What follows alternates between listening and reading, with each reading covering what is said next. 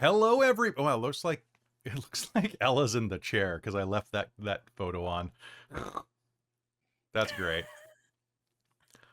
All right. Hello, everybody, and welcome to Phandelver and Below, the Shattered Obelisk here on Dork Tales. I am your Dungeon Master. My name's Kelly. I use he and him as my pronouns, and I'm very excited to be here today because we are going, theoretically, if you guys get that far, into the Briny pool. This is our last game of 2024, so we're wearing holiday gear right now. So unless you're watching on or listening on podcast, then we are in full like war paint, like we're looking great. It is majestic. But if you're watching live, we're all wearing like holiday sweaters or at least a hat. So we're pretty stylish right now is what I'm really saying. I'm very excited to be here tonight. Christine is quickly taking Lord oh god, what is his name? Lord Tedfordshire Tedward Cullen Clark Holford Rattray Esquire out to pee right now. I added a couple more names, Robin. I was gonna say those names are new. When did those happen? Tedward Cullen came because he was running around like a spider monkey earlier. Or he was just like really slow to get back in to the place. Teddy, where the hell you been, Loca? God, but I'm very excited. So we're gonna do hellos, and you can learn all about people that are here. Starting with let's start with Robin. We'll go in reverse order. Hello, I'm Robin. I use she her pronouns, and excuse me, some of us are in full war paint still. Well, true. I still painted my face to play the not understanding of what the holidays are. Githyanki Aldrich Knight fighter Zai'rar, who also uses she her pronouns and is very unamused that she has to dress up. What is this holiday? I do not feel festive. The Gith that stole Ishtikmas. We love it. All right, next to you is the fantabulous easy mustache rider, Chris.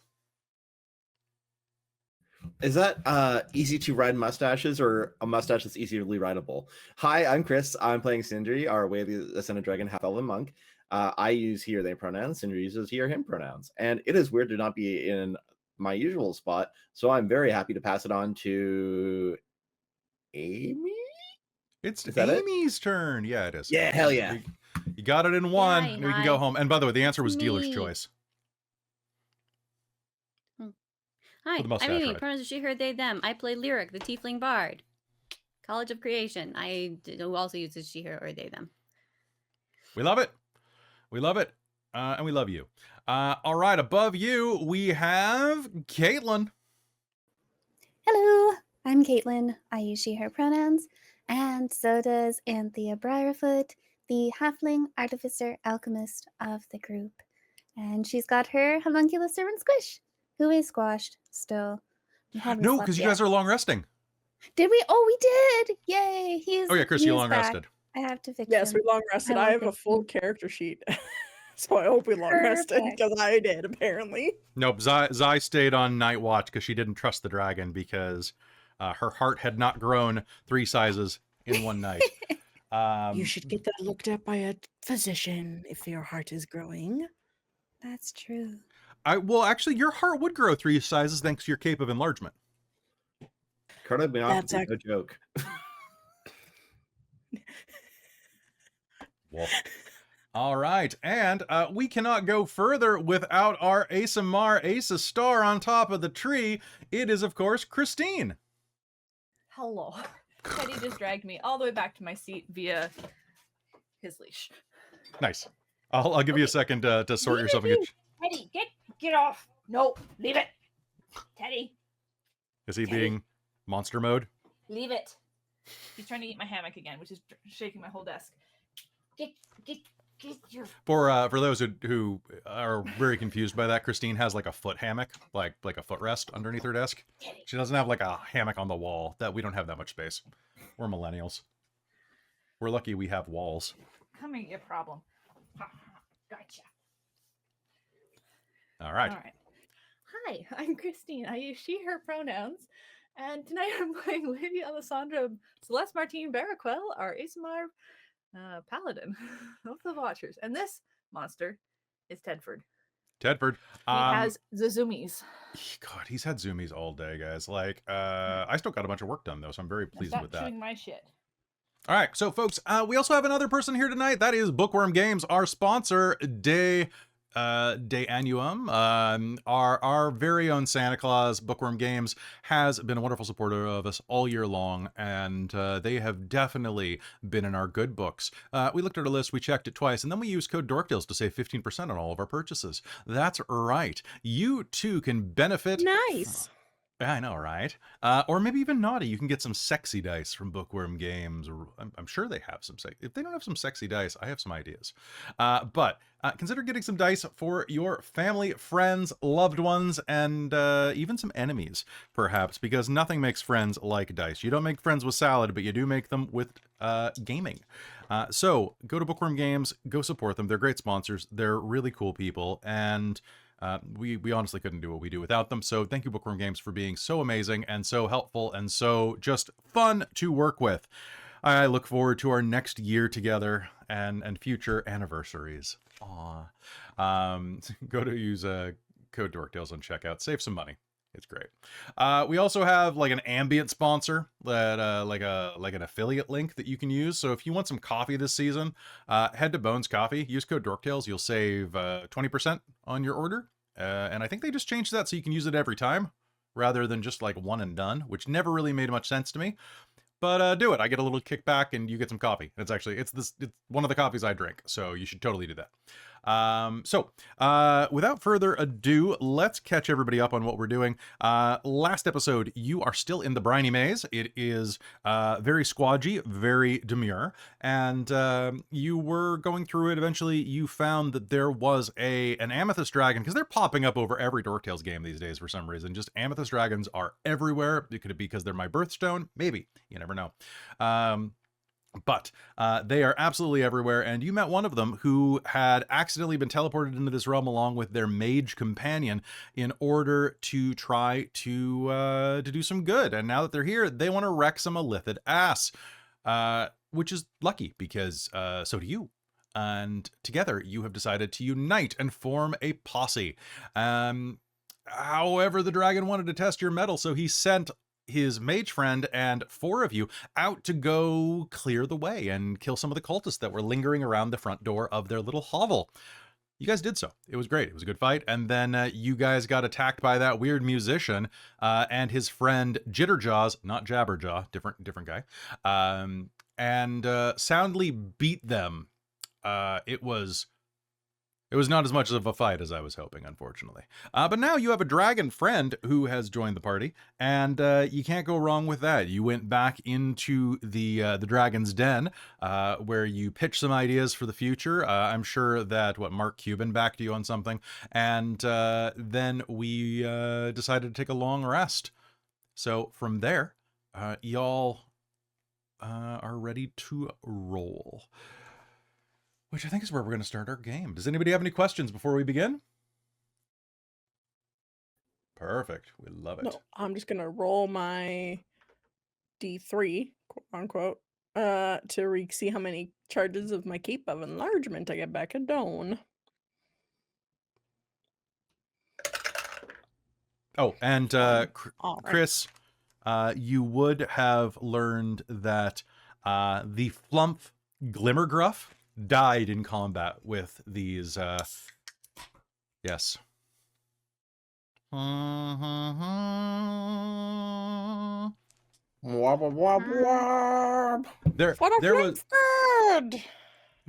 There was much sadness and then rejoicing. I don't understand the Flump afterlife and like what the Flump believe, but I'm assuming that it involves probably reincarnation and vengeance. Definitely vengeance. Definitely vengeance. Yeah. Definitely vengeance. All right. They're silent but deadly. Silent but deadly. We love that for them. All right. So without further ado, let's, F in the chat for Glimmergruff. And without further ado, we're going to head into Phandelver and Below, the Shattered Obelisk, episode 41, Into the Briny Maze. You're able to get your rest. more comfortable for some of you as Ellasandra and some of the others dragged cots from the other room that the cultists were using. The rest of you ended up sleeping on the squishy, squodgy, briny, brainy floor. And yet, here, inside of the Dragon's Den, you're not under any risk of being consumed by the brain. Not yet. Although any of you who ended up sleeping on the floor are going to find that when you awakened the next night, there was a slight membrane clinging to you. It felt like the bottom of a theater. That feeling as you stood up. So, as you awaken the next night, or whatever time of day, or whatever time of existing it is here, you see the dragon, Laurie, or Loarenzel, looming over a hastily constructed bit of wood and paper. I say. And nearby, I'm going to say that Sindri, because you don't have to sleep, you just trance. Actually, wait. Half-elves trance, right? Yep. No, I sleep. But the European half-elves don't sleep. Oh, yeah, of course not. Because they're too busy going out to raves. Yeah. Okay. He sits across the table from you anyway, as you blearily are looking down. He's rigged a series of different hastily painted squares that wind around this board, and has a number of meeples and tokens set aside. As well, in the center, there is a small device that has a pair of bone dice inside of it. So, I think that with this, we should be able to have a bit more fun than with dragon chess. I call it Pop-O-Matic Trouble. And with one claw, he's going to push down on the little glass bubble, and you hear... And it's going to roll a pair of dice. I move 11 spaces. Okay. Do I do it next, or do you go twice? No, you do... I mean, why would I... No, you go next. Do it. Okay. So I just press down on... Yeah, just press down on that, yes. You also roll an 11. Or you can roll 2d6. You want to roll 2d6 for me? This is like the one time we can actually use real dice for this, so that's pretty 10. good. Shit. All right, so you're going to hop behind. Yes, so it's a game where we try to chase each other around the board, trying to achieve greatness by making it into this one spot. But if we end up on the same place, then, it's trouble, and you get knocked back. Okay, I think I follow. Yeah, I'm in. Let's go. Honestly, it seemed better in my head. Yeah, I mean, there's no like little pieces that fall over, or contraptions, or buzzers, or a contraption. There's so much junk upstairs. I have a great idea. One moment. Get back to your push-ups or whatever. I'll be. And he's going to quickly scramble up the ladder, pause at the top, looking around very warily. It's very humorous because he's a young dragon, but he is several times the size of you. But as he is climbing up the ladder, he has his tail between his legs and his wings furrowed back, almost like a nervous dog's ears. He's going to look around and come back a moment later, and you will all wake up to the sound of various bits of metal being bent. Does anyone have any ball bearings? Yes. Yeah. I have some. What are you doing? I've created a new game. It's called Rat Trap. Is it anything like Geek Trap? Damn, I thought it was original, but no, you're right. It's just Geek Trap with little rat tokens. I didn't have any rat tokens though, so I just used these dehydrated rats that the cultists were using. Or something. Hello. I guess we should get going. This geek trap, you get to also eat the geek after you take their piece. When you catch the geek, you get to eat it and destroy it. You eat gay? As a kid, you did. It was just fried squid.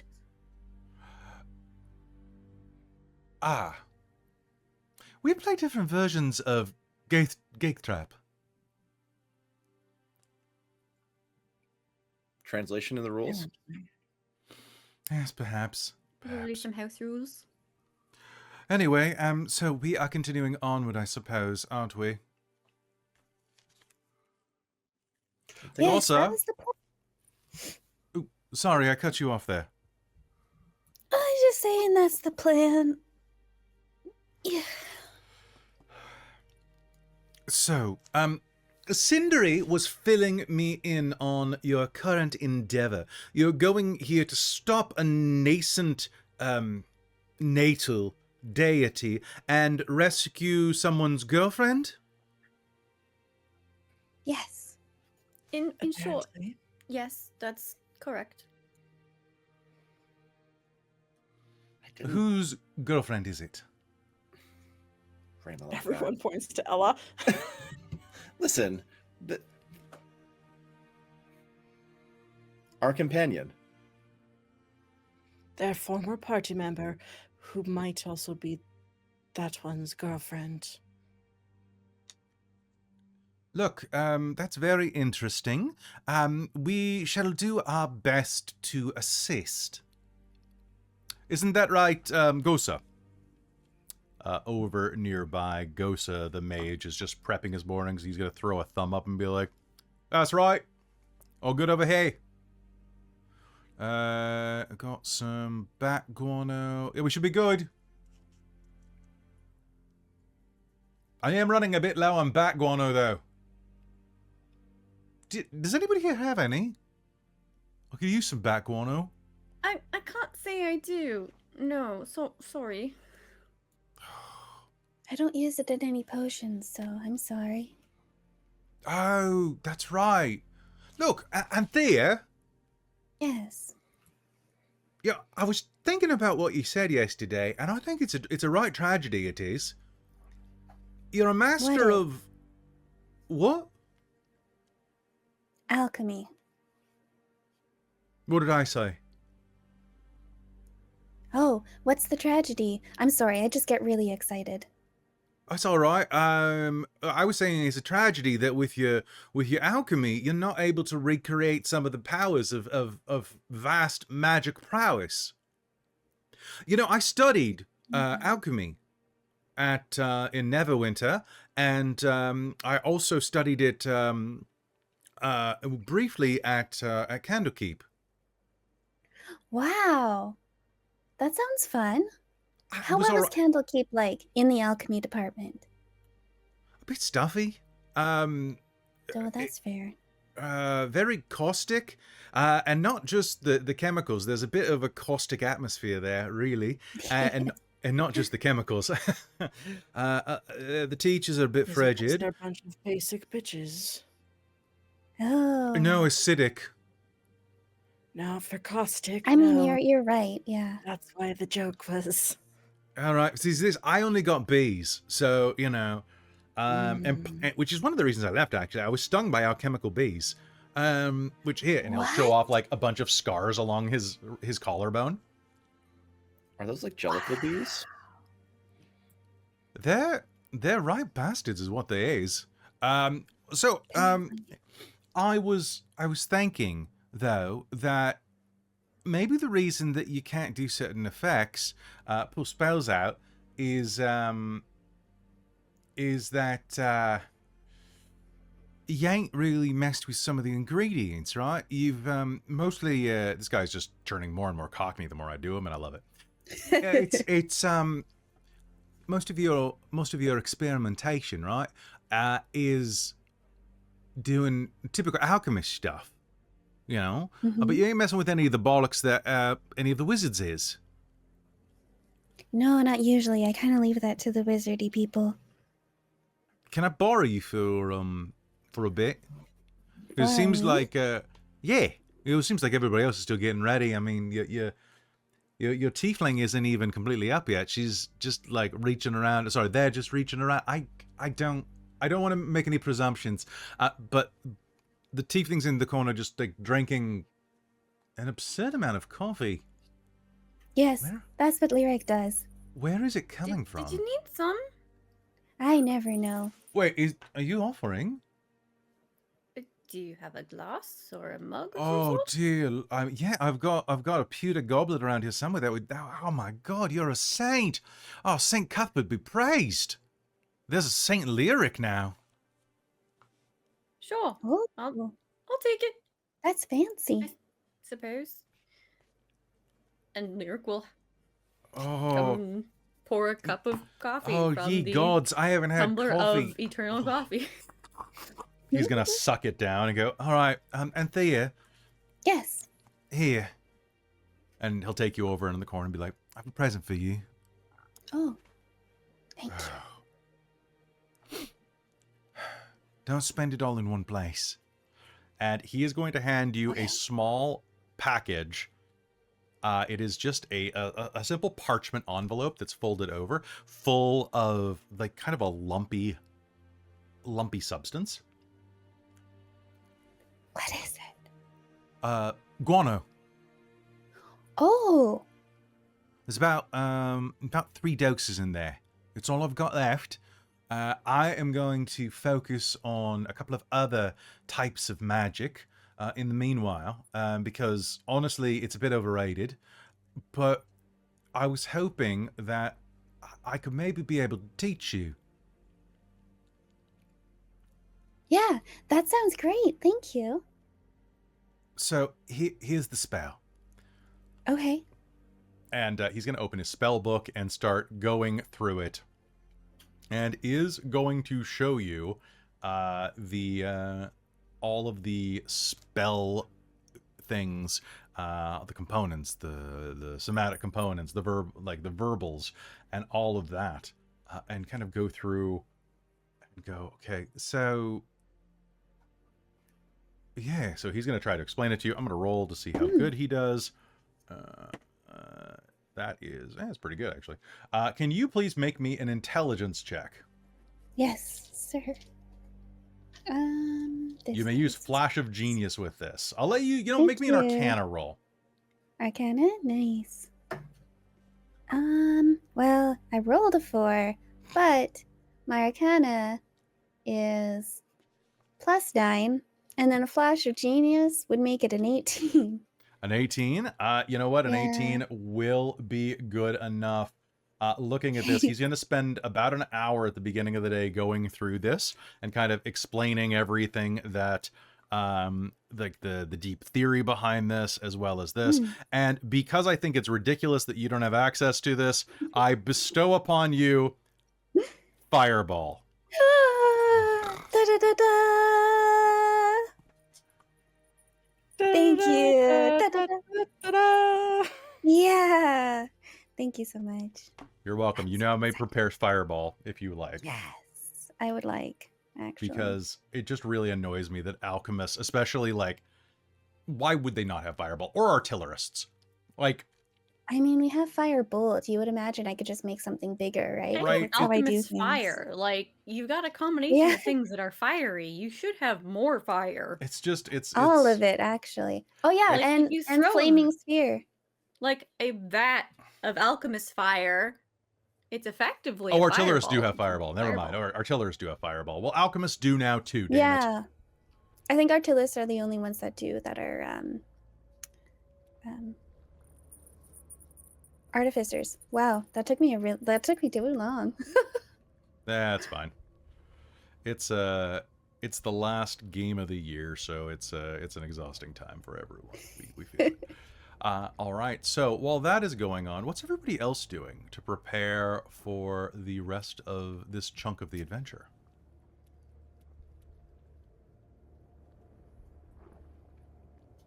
Sindri's probably going to be like lingering by the door, kind of ready to go.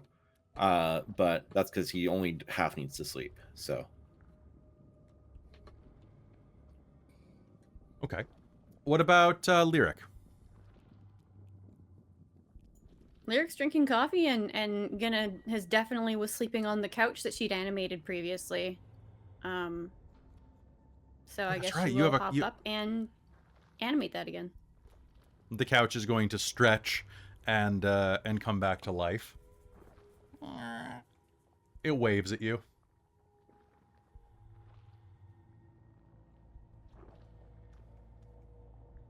All right, Anthea, so you are learning that. Zai'rar, what are you up to?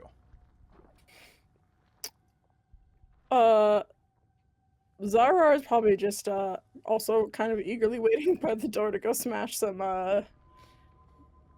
Mind Flayer heads in, eagerly waiting with Sindri, just like, all right, let's go.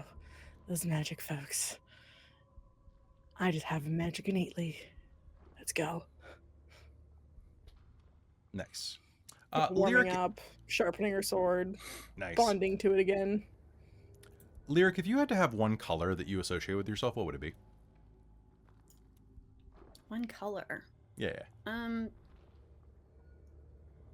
Probably Blue? gold. Gold. All right, there you go. Now you have a, your couch now has an aura. All right. Just to make life easy. The flumps are all going to stretch, and they all start doing flump calisthenics first thing in the morning. Flump aerobic, flumper size. 1 and 2, and 1 and 2, and 1 and 2. Stretch the tentacles. Does that actually do anything for you? It helps us limber up. It's also community building.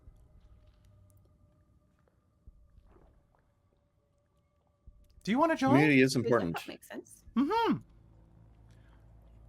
I think that We you... bond by doing strict drills at Githyanki Crash. Seems like it's a very similar attitude. Yes. I will participate. All right, I need you to make me an acrobatics roll with disadvantage. Because these flumps... no! These flumps are very flexible.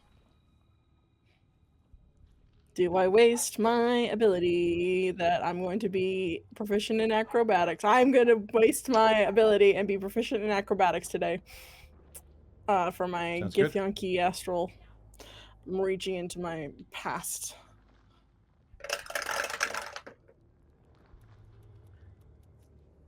I rolled a 15 and then a 3. So that is 9. A 9.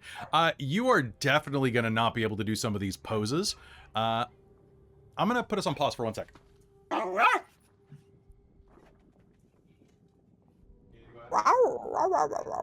Teddy needs to be heard. Let us hear that he needs to sing the song of his people. Right. No, can you describe what Ellasandra is doing for her morning routine? Can you guys just vamp for 5? I'll be right back. Ow. Yeah, so Ellasandra is gonna be getting up and also stretching probably, but she's probably doing let me think, like sword things, like what are they called? What sword? Drills? Yeah, something like that. Katas. Yeah, that's the one I was thinking of. Katas. Yeah, so like warm up drills type thing. Just in the corner. Probably not too worried about the walls. She accidentally slices them a little, but her warm up practice. If we're all like taking a minute to do it, Sindri will join in, pointedly not looking at the flumper size. And how bad Zai is doing with her 9. That's none of my business. Terrible. Well, I mean, if Sindri does like punching warm-ups, he's got a nice soft wall to do it to. Yeah. It's really gross though, and I don't want to touch it. It's like, wet. Bags over Do your you want hands. to touch that wet wall? Mm. I'd probably use a tool to touch the wet walls with. Probably like a staff or a big stick or some other sort of weapon. You gonna use a weapon to whack the wet walls? Ooh. Ah. I just... I don't know, man. Hi, welcome to Dork Tales. We've been left unattended by our DM for 2 minutes. Not even. Put Amy Not and Chris even. in a game Oh. together. This is what happened. Crimes. High five! Whap. Which is, interestingly, the sound those walls make when you hit them. No! Chris! No. So, personally, like, out of character, I really hate having sticky hands. And the whole concept of this dungeon is, like, actually... It's such a major nightmare. squick. Please Yeah. no, I hate it. Like, Yeah. body horror, I can do, like, the substance, Cronenberg, I love it, but my hands being sticky is actually just like... I want to see the substance still. I need to see it. See, Oh. the mental feeling image of walking on a soft surface, Ugh. I also don't like. Wet Like, it's one carpet. I thing for hate those, like- carpet. Ugh. But like also it probably has a lot of give and a bit of bounce, Yeah. which would It's just like a feel weird. trampoline. It's like a wet Consider bouncy trampoline. castle. Instead okay. of this weird squishy Mm. surface, just an entire bouncy castle like dungeon. The way I That I would be kind of cool. like to think about it is like, did you ever do like martial arts or dance as a kid and have those like thick pad on the floor? So it's Mm. not quite bouncy castle, which would be very funny because Sindri double bouncing the shit out of Lyric at every opportunity. Oh, See, like, yeah. Those foam pads are like okay, like those are fine to get used to walking on. Yeah. But I'm imagining that, but just with a bit too much give. So you're walking on a sofa surface. Oh, Whereas, like instead, rock if Like climbing you're gym. watching on like an actual Mm. mattress. Yeah, Like like that. that huge, like just slightly too soft. Also, hello, Raid. Our DM is taking a dog out, a puppy out for a bathroom break, so we've been left in charge, and it's not going well. Mistakes were made. By us? Yes. Yes, Well, yes. the brain dungeon. So we're walking on a big squishy mattress and it's also wet. So The wet part is. now, Casper mattresses, your mattresses aren't wet and they are pretty comfortable. Would you like to sponsor this podcast? Not sponsored. Could be Is it like sponsored. what? I was gonna say this could go a Walking on really a gross water direction bed. if you're talking about wet mattresses.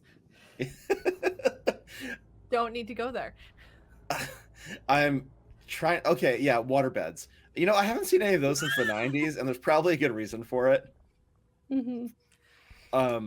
The idea of like going to your insurance company, and be like, hey, so I did cause like $10,000 worth of damage to my building and the unit below me, because I had like a 50-gallon pool basically in my bedroom that just burst. Oops. Hard sell. Oops. Yeah, like I know I'm not getting my deductible out of this, and I'm probably not going to be insured again after this. Like, So I can hear that Kelly's come back in, but what has happened is he's unleashed Teddy, and Teddy has gone hop, hop, hop, hop, hop downstairs to see my parents. ah, And I can hear him Ah. calling for him now because the moment we bring Teddy in, he always wants to go downstairs and check out what my parents are doing because that's a fun space. mm. I'm And we're very the ones who sad make him do because shit. Kelly was gonna send a video of Teddy doing the hop hop hop, and of course he didn't do the hop hop hop last night. No, so we are trying to mentally keep an eye out for that and have our phones ready so that we can take video of it because it's so fucking cute. His whole back end goes up and down the stairs. Oh my like god. he just hops his back end down the stairs. It's really cute. It's just thump, thump, thump, thump, thump. Do you think any of your characters would have a water bed? Yes. Oh, Actually, probably not. Mule would. My plasmoid would. I mean, Mule is like the waterbed. Mule is Yeah, a water bed. Merge with it. Listen, there is slime. would they have a lava lamp? Hi, Teddy. Probably. Hi, Trouble. Come here. Come here. Chris, Come are you aware of No, my it's okay. plasmoid character? Do you know? No, What game is this in? They invented this Spelljammer. was a Spelljammer game. They that track. invented. Well, they wrote a lot of fan fiction. Okay. Their target audience is goblins. Their understanding of anatomy is lacking. Headphones are over there. Okay. So I wonder if Trixie's read any works Hello. from the old, Probably. depending on the timeline. Hello, Kelly. Probably. Welcome back.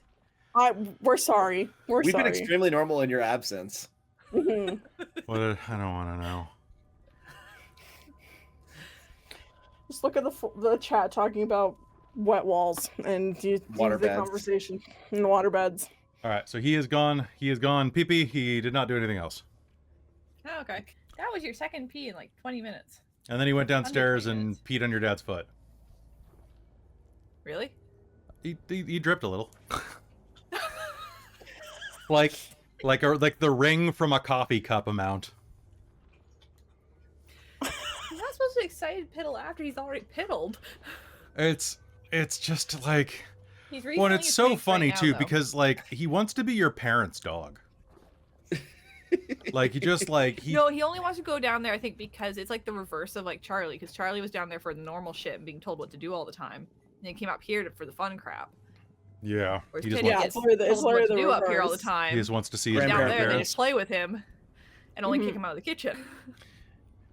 Anyway, They could give him like some sugar cookies and then send him on his way back upstairs. That's basically what they're doing. all right. Cutting back in here, Kelly. All right.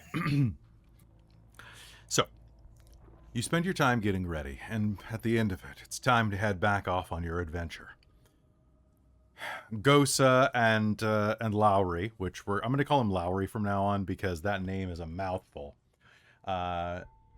is going to gather their things up, which are pretty meager, right? Leaving some of the wreckage and junk behind. And the Flumps are going to do one final stretch and then prepare to head out as Zai'rar is twisted up into a slight pretzel. Are you okay? I don't think I did it right. Oh, let me help you with that. One of them's gonna go head over and try to help you undo it. And that's going to be Sarah Fillmore, which is different than Sarah Fillmore. Someone completely different. This is Sarah Fillmore. Sarah Fillmore will kind of like try to reposition you a bit. And, oh, your muscles are so taut. What's it like having Yes. muscles? It is the best. You can wield a sword and slice through your enemies like butter.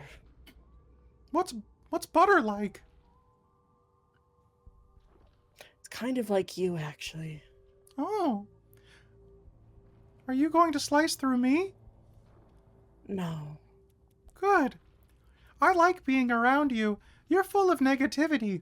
It's delicious. You're practically a dish. Welcome. Are you calling me a snack, then? Ha ha ha ha. Kind of. I hear we- that's a compliment in this realm. We do not have the legal right to play I've Just Died in Your Arms Tonight, but I want you to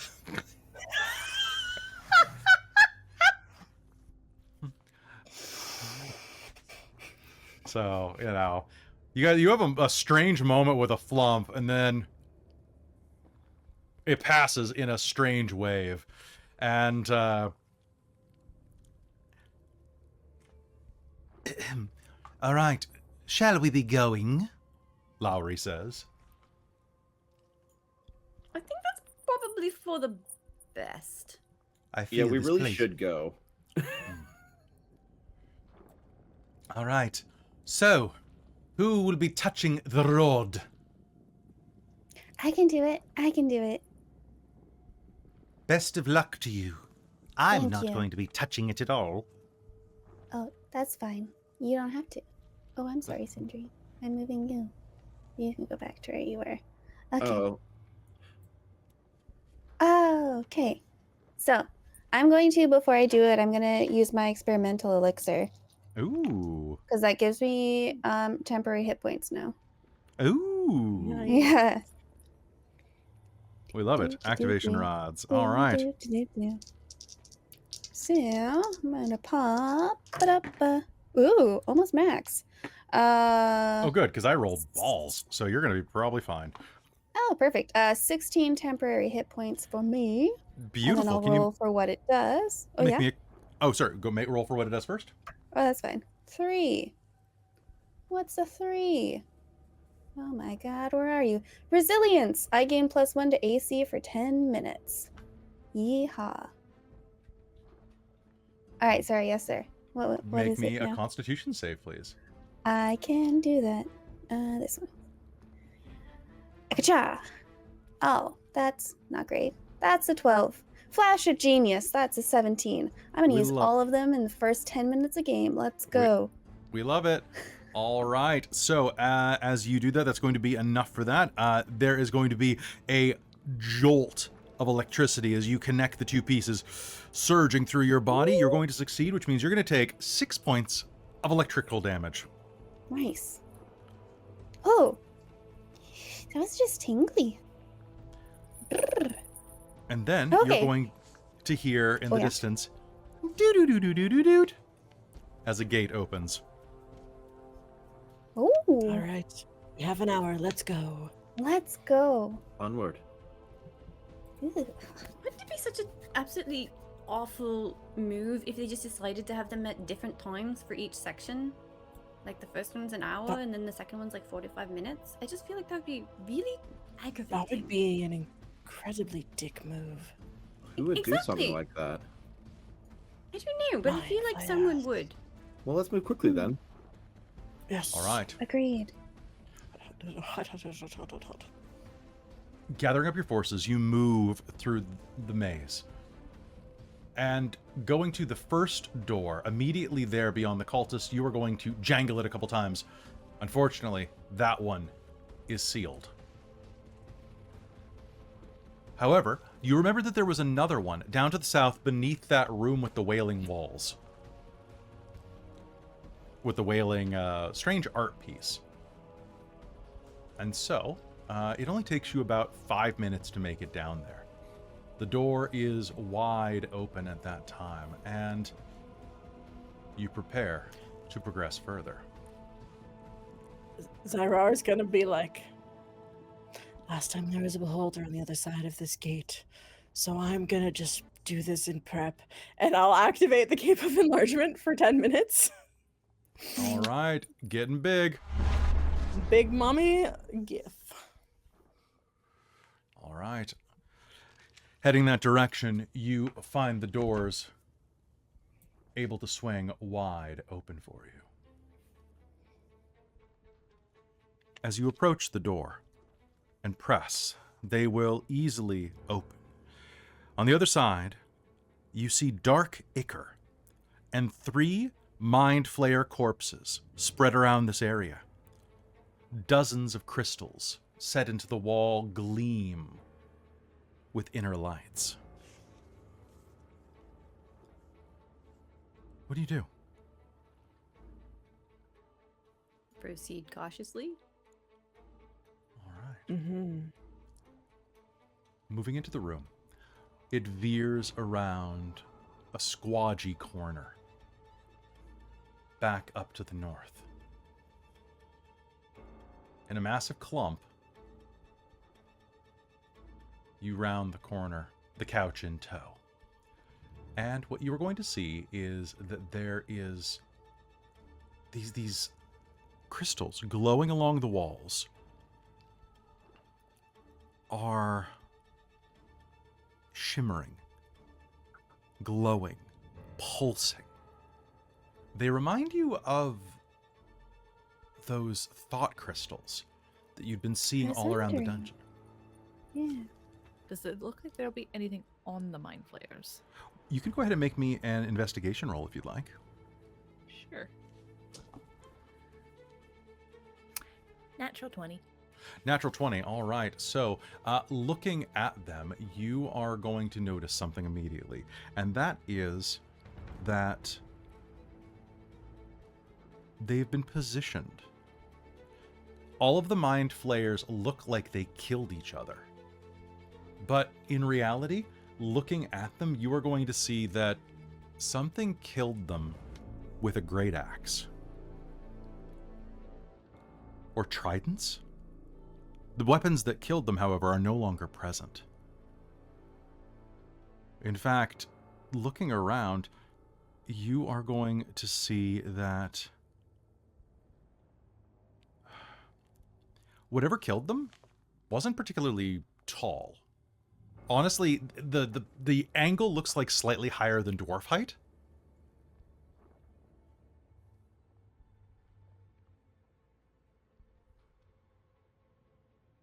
Huh. Interesting. Ella will convey that to the others. Have I heard of any dwarf party wandering around the brain? You have not. I don't think we've seen anyone with a trident. Not lately. Or a great axe, even. I don't think so. Might mean we are either going to find another ally or someone prepared to attack. Let's move cautiously then. Now, up Quickly, around I don't want to get stuck on the other side of this. Now, up and around the corner, Sindri, you are looking where a bit of the wall bubbles around, and inside of that, you are going to see that the wall of this alcove is knotted like scar tissue along the northeastern corner. Does it look like someone cut a hole through it? Make me a medicine check. Oh, Since I'm this- stupid, so... That's okay. Yep. No idea. I got a 4. Shit's tough. Well, you know enough to probably ask that question of your more learned friends. Like, you're like, this looks weird. Like, you have a lot of scars. You know what scars I know look like. scars. You know scars. Anthea, Yes. is this scar tissue? Oh, let me take a look. I It's will kind of got a red hot pop, color. pop over. Pop up here. Mm-hmm. Okay. I will take a look. All right, make me a medicine check. I will do my best. Not 20. I'm not proficient though. It's Oh! a 23 That doesn't. on my extra life dice. Beautiful. All right. So Yeah. looking at that, what you are going to notice is that, yeah, it looks like at one point someone cut through here. They managed to cleave a large space. Like, this looks like it's large enough for somebody to completely move through. And in fact, let me just double check one minor detail here before we continue. I'll say at the mention of scar tissue, Zai is like grabbing her sword and like preparing to like just wait for the cue to like, all right, let's cut our way through this. Oh, maybe It's I... been done before, so in theory it can be done again. So, as you are looking at this, yes, it looks like something completely tore through this, but the scar tissue is hard. Much harder than the remainder of the wall around it. You couldn't cut through this area again. Oh. Unfortunately. However, you definitely can see that based on the scar tissue formation, it looks like something cut through here, going to the other side. So something went Interesting. that away. And as you are looking around still and still investigating the bodies and just keeping an eye on them to see if there's anything on them, Alessandra, allow me to further clarify some of that investigation roll. As you're looking at this, you are getting a sense that your initial assumption that these creatures were dwarves. It feels kind of off. Looking at the placement, the battle tactics, some of these bodies have some claw marks as well. Like, from almost like crab pincers. And looking at this, you can see that the claw marks are predominantly upper body, chest and up. Can you make me a religion check because of that nat 20?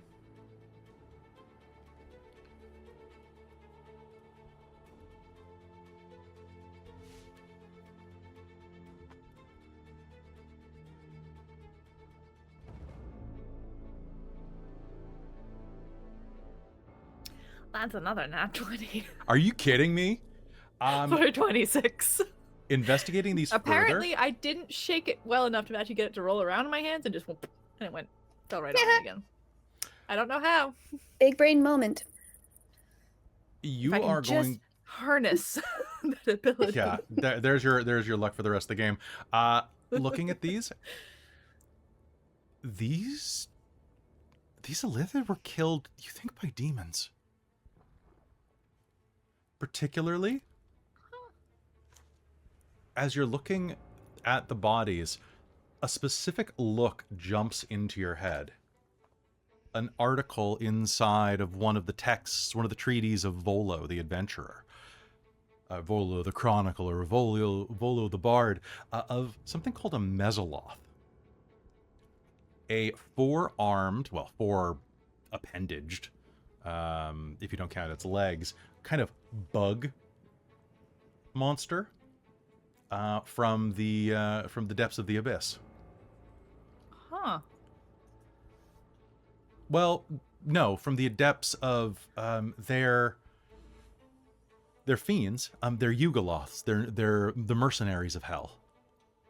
Okay. Well, the mercenaries between the Blood War, I guess you should probably say. They're neither demons nor devils. They're Loths. Yugoloths.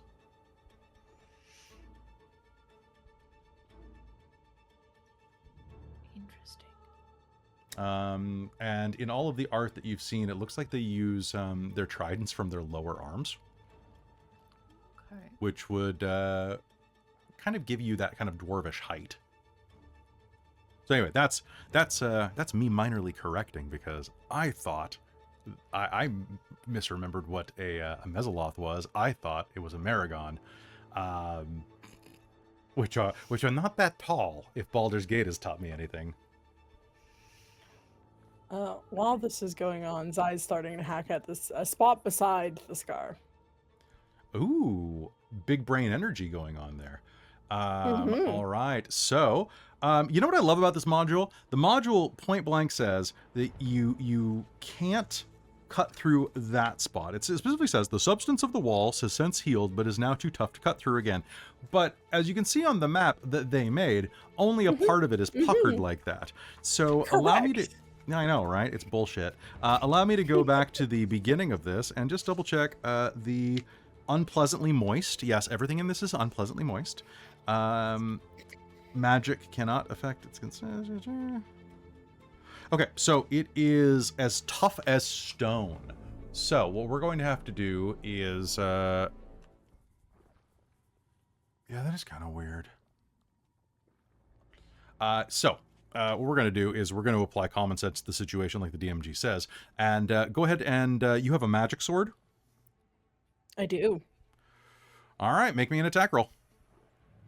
Cool. Adventure and strength checks, strength saving throws. Any weapon you can add your proficiency bonus to the attack's damage. Okay, Okay, so yeah. Attack. The 17 to hit. 17 to hit is actually the AC of a stone wall. So roll me damage. Cool. And 2d. there's going to be a loud clang as Zai'rar smashes the wall with her expansively large greatsword. and or longsword, greatsword. It's a greatsword, right? Greatsword. Cool. Yep, Everybody 2d6. else, can I get a perception roll?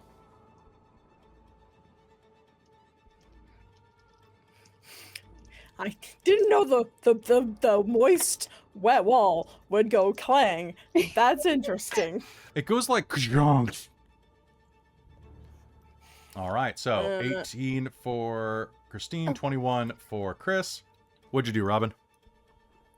Just a second.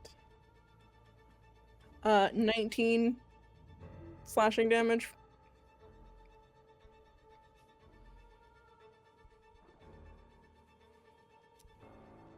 Okay, guys. According to the rules, Robin just did enough damage to break through solid stone with a magic sword. Because it's 18 hit points and a AC 17. Now, here's the deal. You are going to cleave a spot in this through large enough that probably Anthea could fit through. Mm-hmm. But as you do, it's going to start to heal up almost instantly.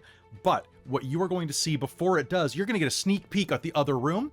You can see immediately across the way that there is a door, a double door. In fact, probably the ones that had been blocked by whatever triggers and activation rods you have yet to reach. In the north of this, you are going to see that most of the room is taken up by an enormous pool, roughly 60 feet across. The liquid in the pool is murky, but green light wells up from the depths.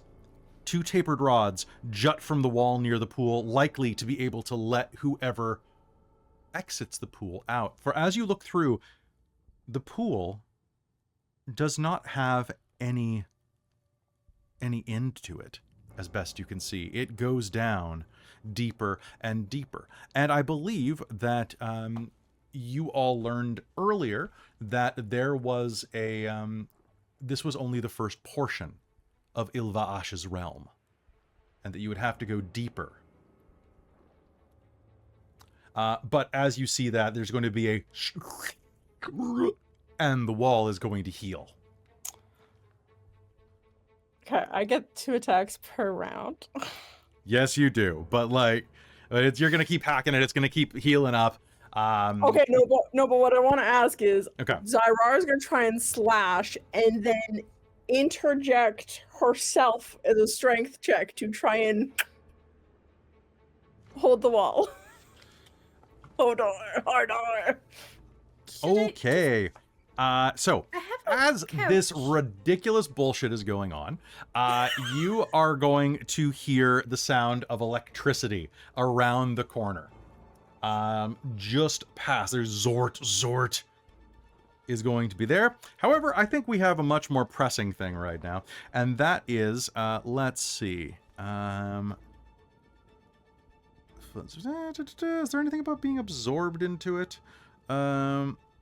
All right, so here is what is going to happen. You are going to cleave through it again, forcing open some of the spongy tissue that is as hard as stone, interjecting your massive self through it. I want you to make me a strength saving throw.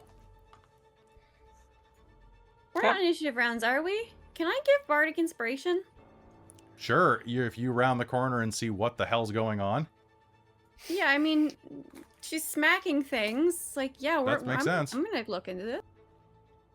Mm-hmm. D8 is your Bardic Inspiration? Yes. Okay. Really glad I have advantage on strength throws right now because I rolled a 2 for the first dice. Okay, what's the second? I rolled a 12 for the second, plus the Bardic Inspiration, 19, 28. Okay, so here's the deal. You are going to be able to hold this open. However, every round you do so, I am going to roll some damage as the wall starts to try to eat you using acid damage.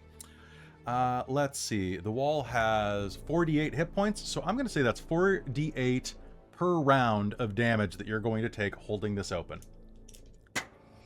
Okay, so I was gonna say, run! As she holds the door, the thing open.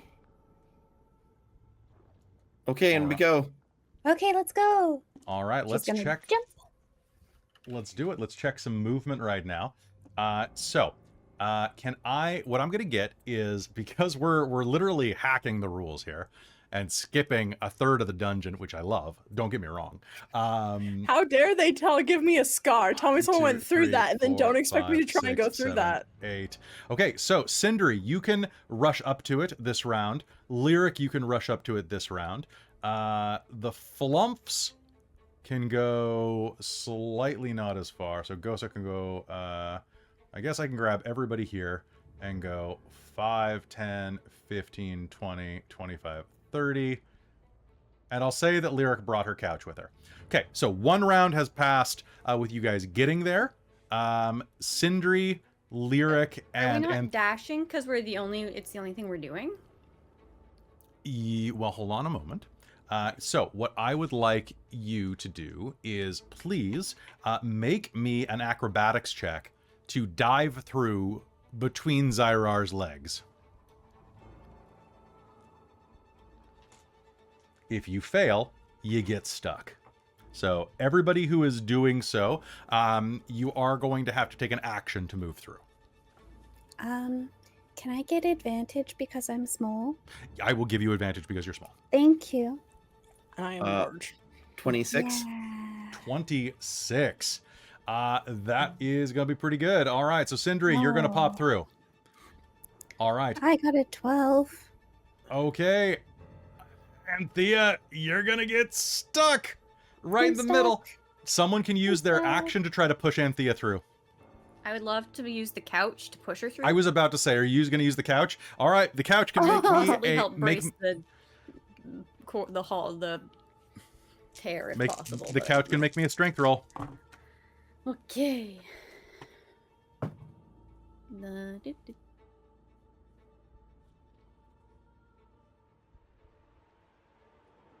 The couch's strength is +4. It has a total of 15. Total of 15. All right, that is going to be enough with a sloshing. You are going to pop Anthea through, are you going to try to dive through, Lyric? Yeah, I'd already rolled that separate before What'd you you get? asked for the strength check. I rolled an 18, so with Perfect. acrobatics, it's a 25. All right, you're going to be able to make it through. Zai, at the end of the first round, that is going to be 19 points of acid damage as the walls begin to crush in on you. All right. Question. Thank you for the temporary HP on that Bardic Inspiration Lyric. That absorbed a lot of that. Nice. Ella.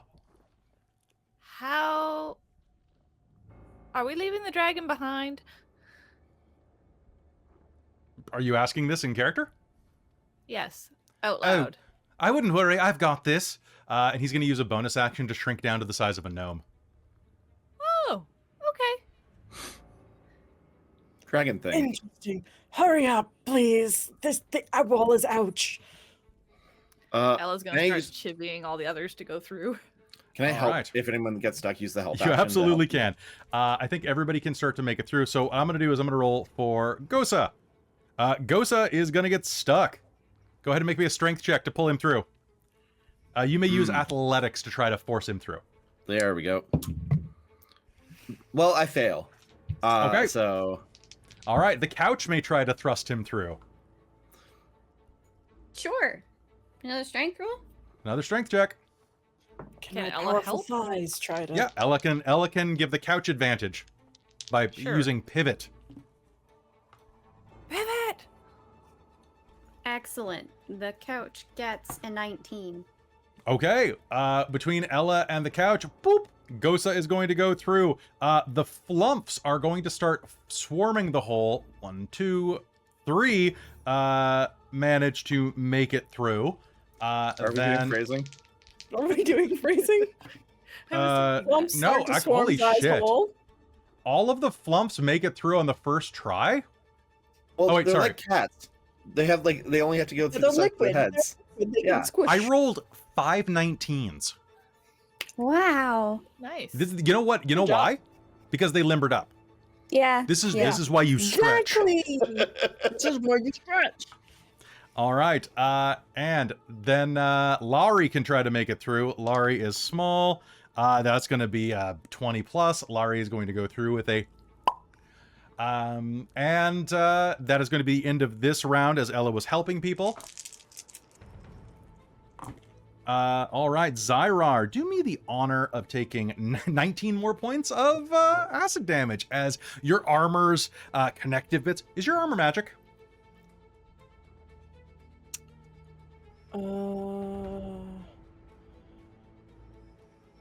Let me check. I actually don't think, unless you gave me, I would have just didn't. used plate. Okay, well, let me Yeah. just put it this way.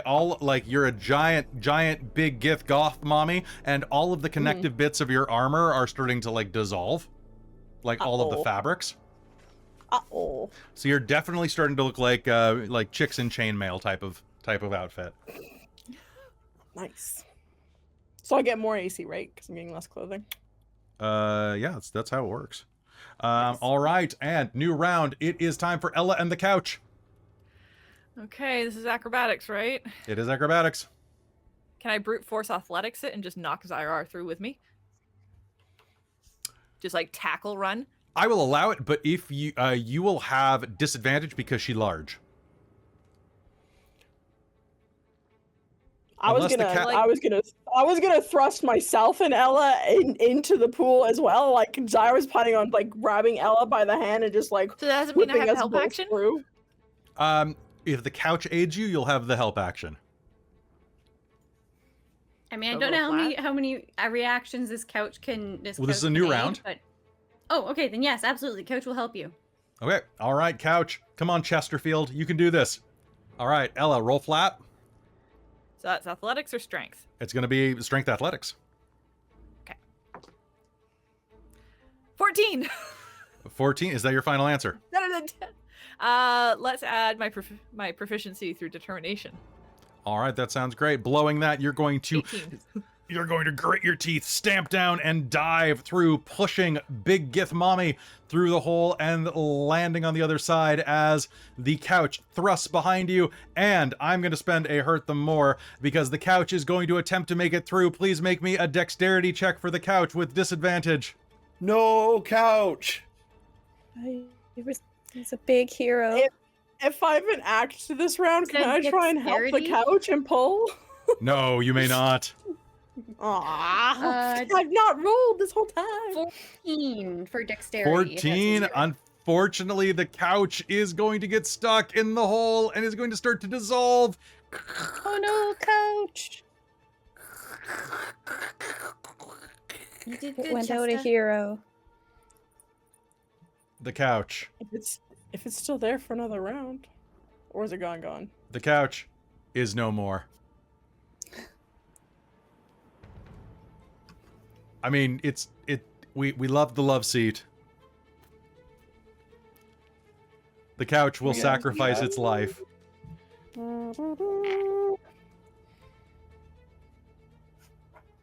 And as you're on the other side, we're going to briefly watch the couch fuse into the wall like a piece of modern art. That was odd. And then on the other side of the hole, out of your view, there's going to be a shuffle and a jolt as a bolt of lightning is cast in a room around the corner. And a fox-faced demon is going to lean around the corner, look at the other side of the couch sticking out of the wall, and go, well, that's weird. Hello? I just sensed you all here. Whoever built this maze is a dumbass. And she's going to go back to her studies in the room around the corner. And I think this NPC. And I think this is where we're going to take a quick break. So, folks, don't go anywhere. We'll be right back. Couch. Incredible. God, we love I it. love this.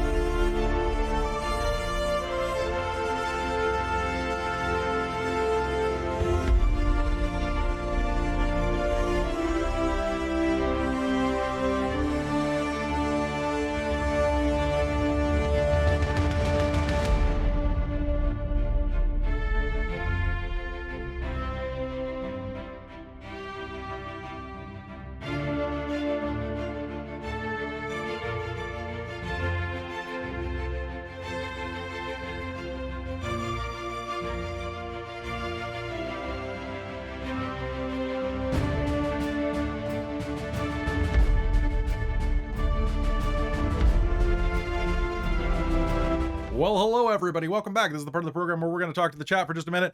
I wanted to quickly vent about something, and it is that the module states you can't cut through the walls.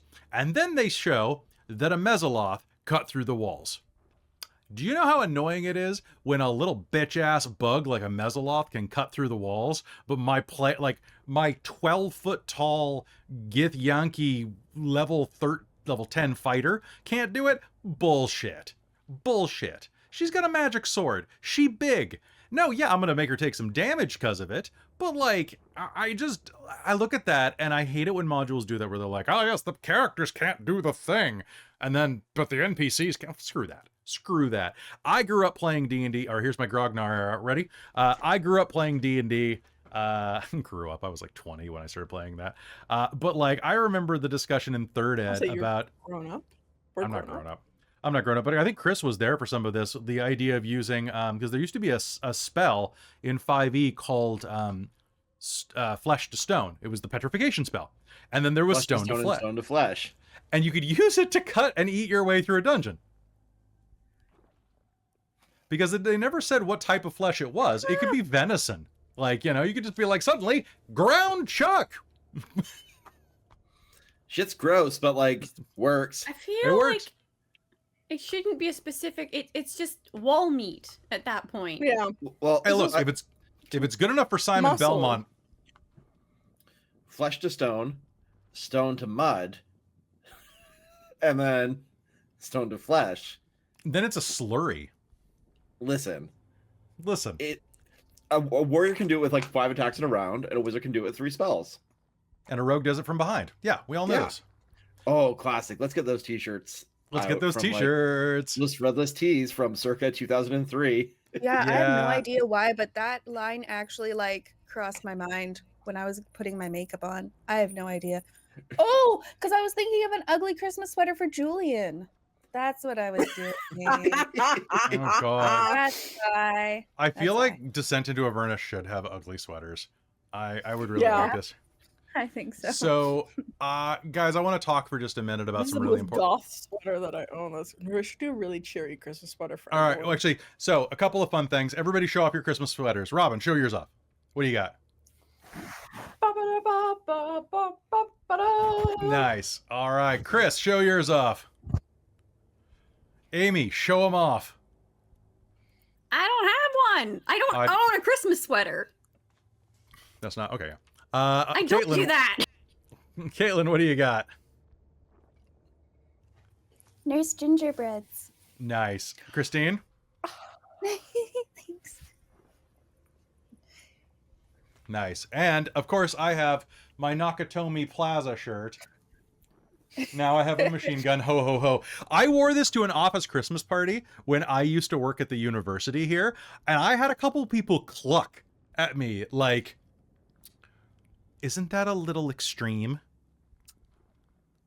And that's when I realized that, yeah, they tisked at me. They clucked their tongues and they tisked at me, where I realized that I worked with some real D-bags. Like, come the fuck on. It's Die Hard. How have you not, like, what is your problem? Well, your shirt is endorsing violence. Babies. What? They were very young and uncultured and hadn't seen very good movies. No, these were like women in their 30s and 40s. But yes, they were babies. I only own a Christmas sweater because of this. Christine and I both own a Picard Let It Snow. No, Make It Snow. Oh, Make It Snow. Let It Snow. I don't know what my problem is. One. You can have mine. I've never worn it. I was debating whether I should wear it or not. Oh, okay. But I'm very excited that it's not green screening out the green on this. But okay. So other fun things. I'm really excited to let you know that I run a lot of modules on this channel because I do this for my job, and modules brought a lot of you guys in, like viewers. So if you're here, a lot of you were here initially because you were going to run one of these modules. You looked us up and you liked us. I love that. Which is one of the reasons that I sometimes get a little nervous about running homebrew stuff on the channel, because it's a calculated risk. If I'm like, I'm going to take a year to tell a story that, you know, maybe like a couple hundred people are going to watch, compared to like Wild Beyond the Witchlight has 50,000 views, you know? And it's a calculated loss where I'm like, I have to be really passionate about something to do that, or it has to be like a short run, right? I don't care if nobody watched Deviant the Descent. It was or Deviant the Renegades. It was 3 episodes long. I had fun with it, right? You know, it wasn't a huge, it was me spending time with my friends. Same with Old Gods of well, initially planning Old Gods of Appalachia. It was good Patreon content, but it was us trying out a new system. Then it turned into a 1.5 year long endeavor of scheduling, but that's beside the point. And then sometimes you get something weird, like Cold Iron Episode 0 has been on YouTube for 28 hours now and has 1,500 views on an episode or session 0. I literally choked on my water this afternoon because I was like, man, a lot of people are tuning in. I hope we're going to hit like 200 views. And then I checked it this morning when I was getting ready to set up a podcast for Patreon. And I took a drink of water when I checked and I almost died. Like it was literally what the, because it was at like 1,300 views. I'm like, what is going on here? This is a miracle. So thank you so much to everybody who tuned into Cold Iron. I really do appreciate it. Yeah, 1,511. It's all Soul Omen. It's all your fault, Soul. You just watched it over and over and over and over and over and over. I appreciate that. Keep doing that for all of my content, please. These are rookie numbers. You got to crank those up. But I'm very excited about that. And it makes me very excited at the prospect of running like future homebrew stuff, because right now Phandelver is the longest, if you disregard the Netherdeep how-to episode that came 2 years after the game, this is the longest running game in terms of time. We picked it up in late September of 2022 or 2023, and it is still running going into 2025. We've probably got about 3 or 4 game sessions left at most. Maybe 2, maybe 3. We'll see as we go, depending on how much ass you kick in the next little sections. And we're going to be running through mid-January, which is wild. But Wizards of the Coast hasn't put anything else out. They're not putting anything else out in 2025 except for an anthology adventure book about dragons, which is cool, but that's not really something that we run. Like, that's like a special event game, right? Like, we could finish that off in a weekend. So I'm looking at other stuff this year. I'm going to start cutting the schedule back a tiny bit. This is our last official game of the year, so I feel like I can talk about this. I'm going to be cutting back the schedule down to only 4 or 5 games a week instead of the insane pace we've been having. But I've been looking into the future and seeing other games that we might run. And there's a chance we might go back and run like Waterdeep Dragon Heist, or we might run Out of the Abyss if I have a 1.5 years. It is a very, very complex module. I've thought about rerunning Curse of Strahd now that I know it better and things like that. But I've also been looking into other games like Sunken Isles and other modules that'd be fun, as well as other homebrew stuff that I do after Cold Iron finished. So I'm very excited to do that, and I hope you join us for that. It's gonna be a lot of fun. And if you have any preference, let us know. Seriously, like, go on our Discord, leave comments in the YouTube right now, in the YouTubes, and help us find help us find what you want to do. Yeah. Anybody have anything they want to chat about? Anything else they want to say? I'm kind of, when you said you've been playing since 2022, I'm like, that can't be right. Yeah. But no, this has been really fun. I've really enjoyed playing D&D with my friends. Right. Especially, like, for those of you who are not familiar, I used to play D&D back with this crew back when I was in Victoria, like before 2016, like 2017 before, and I'm like, I miss my friends.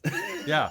Well, because you're in the big city now, bro. Like, you got to do your life over there. But now we can play games online, and it's good now. Yeah, it's not play by post. It's not on the Wizards of the Coast forums taking a week between posts, or combat taking a month and a half. It's nice. It's really nice. It's so good to be able to do this, and like I'm both honored and privileged to do this with you guys. I really am. And to do it for you guys who are watching at home. Like, you're all amazing, and it has been the honor of my life to be able to do this. So thank you so much. I'll tell you more about that in the flow zone. I won't get too emotional. Anyway, but thank you. You guys are all amazing.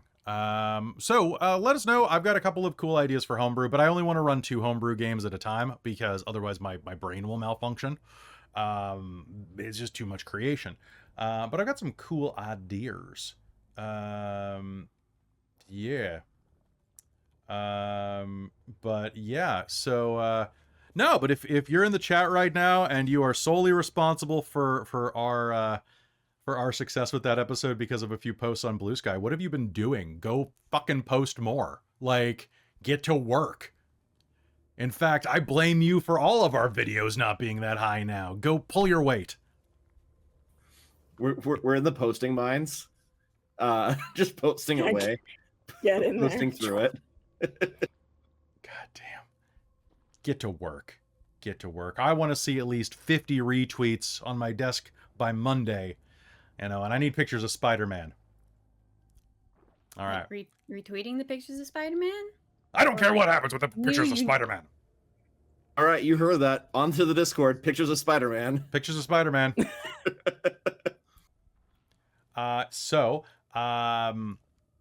With that, also, I don't know where my Spider-Man cardigan went. I was going to wear it tonight, but I don't know where it is. And that's one of the reasons the game was a couple minutes late, because I had to go down into storage and grab this, because I couldn't find my Spider-Man one. Random, get on Blue Sky. I'm pretty sure it's here. I'm pretty sure it's here.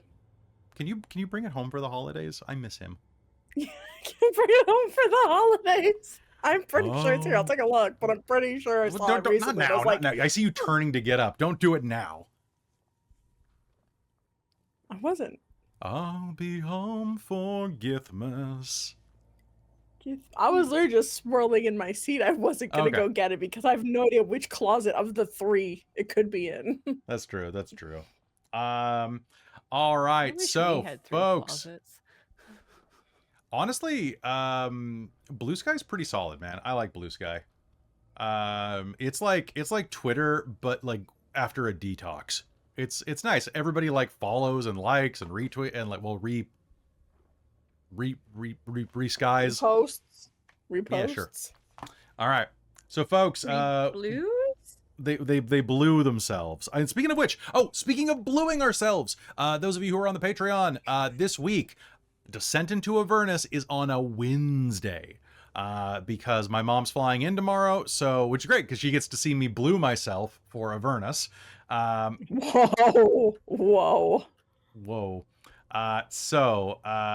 You get to see Avernus on a Wednesday, which is nice. So I'm going to be very blue. I don't think my mom's ever seen me paint myself before. So, it is what it is. In the meanwhile, stay safe. Have happy holidays. Merry Christmas. A joyous Kwanzaa. Happy Merry Hanukkah. Chrysler. Merry Chrysler. Festivus for the rest of us. And join the Patreon. That's what I got. Join the Discord too. All right. So with that, I think it's going to be time to head back into game right about now.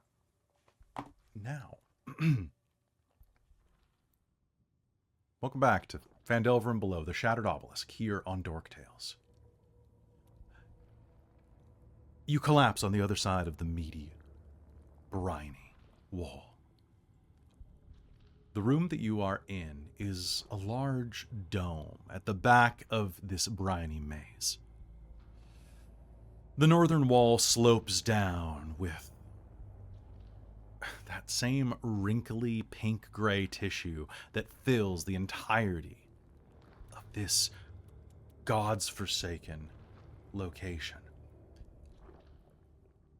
An immense pool, 60 feet wide, contains the majority of the space in this room to the north. A pair of double doors leads out, likely to where those cultists were yesterday, and a pair of activation rods juts from the northeastern corner of the room, close enough that a single person can easily activate them. Likely the way out of this location. As you push through, Zai'rar is going to collapse on the ground, being propelled by Alessandra and the late Chester J. Field. F's in the chat. And with that, let's begin play. Ouch. I did not know the wall would sting. Oh, that was interesting. Oh, here. Drink this. She'll shove a potion by you. Oh, thank you. Glug, glug. You're welcome. Please take 12 points of healing. Oh, thank you. All right. This room is barren except for that briny pool to the north. The stench coming off of it is indefinably unpleasant. I, in real life, do not know the scent of synaptic fluid or cerebrospinal fluid, but I can imagine that it smells slightly like cantaloupe juice that's gone off. Just enough off that your nose twinges at it and knows that it's in the room somewhere. Some type of rotten or odd scent. What do you do?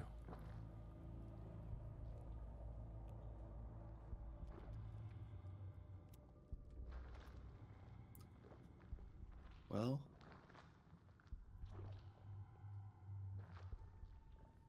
this is just awful. But Sindri's gonna walk over to the edge of it and just kind of look and try not to touch it. Looking down, it goes beyond your vision. As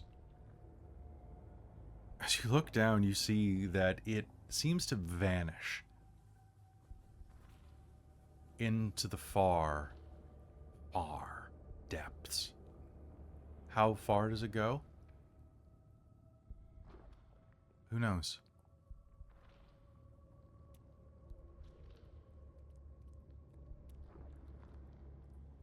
Do we have to go through this? I think so. I really hope not. I do not see any other way forward. I think so. And I think we've gone through the entire brain, if I'm not This is wrong. disgusting. Yes. Oh, flumps, my friends. Yes! What can I do for you? Do you know if it's safe to go through with this? I'll test it out, says Zephirium Flumpister. Zephirium Flumpister is going to descend into the briny pool and is going to go, woo! Oh, it's a little chilly. Oh, no, it warms up. It's fine. And is going to descend down and go, is going to go, and blow a bunch of bubbles. And telepathically, those of you who can receive telepathic messages are going to hear, it's fine. It's breathable, but a bit unpleasantly thick. Did they say anything? It is breathable, but thick. Now, do they generally breathe watery substances? Can they breathe in water? Because we can't breathe in water. I mean, I can. don't- Okay, well, I can- most of us can't breathe in water. Just, Sindri will take his gear off for a second and just, like, pack his poncho carefully.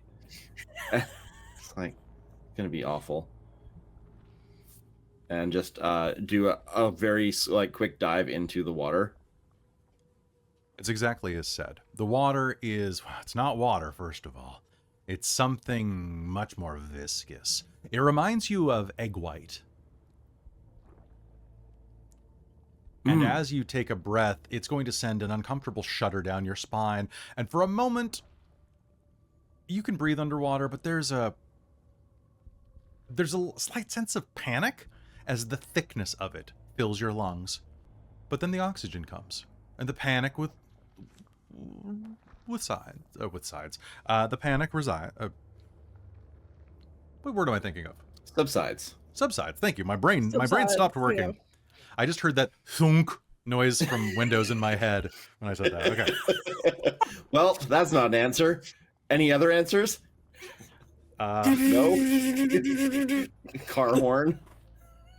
So as you are in there, no, it looks like you can breathe underwater here, or under whatever this fluid is.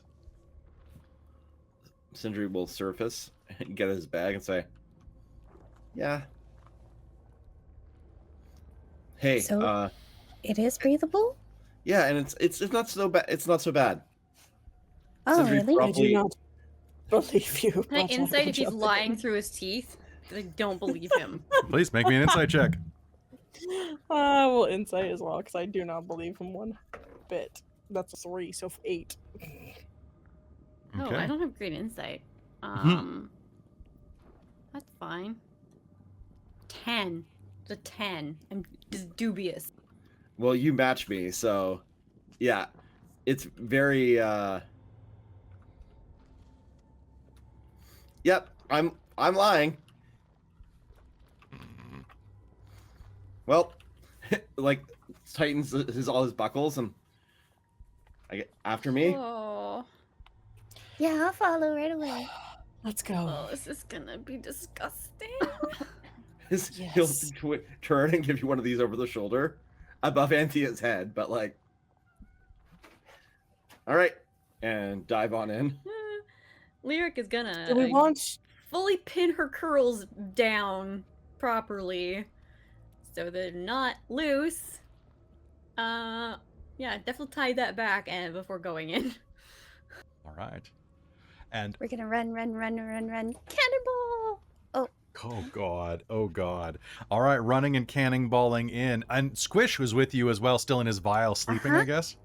Yep, he's in my pocket. All right, so leaping in, you splash through the water, and there's an uncomfortable moment as you float on the surface for half a second before your weight goes below the surface tension. Zai'rar jumps in and it's just like God. a stone. This wolf. So, who hasn't yet jumped into the pool? Ellasandra?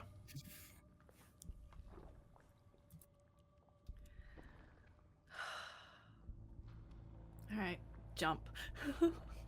All right, your armor is going to collide with the substance there, and you're slowly going to sink in. And one by one, the flumps will join you as well in their mob. And so will Laurie, who will grow back up to his normal size, as well as Gosa. And with that, let's head over to our map. You leap into the pool, one by one. And, oop, that was the wrong track.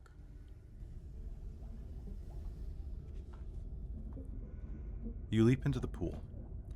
Strange fluid passes by you on all sides. Contact with it as one of these globules passes by.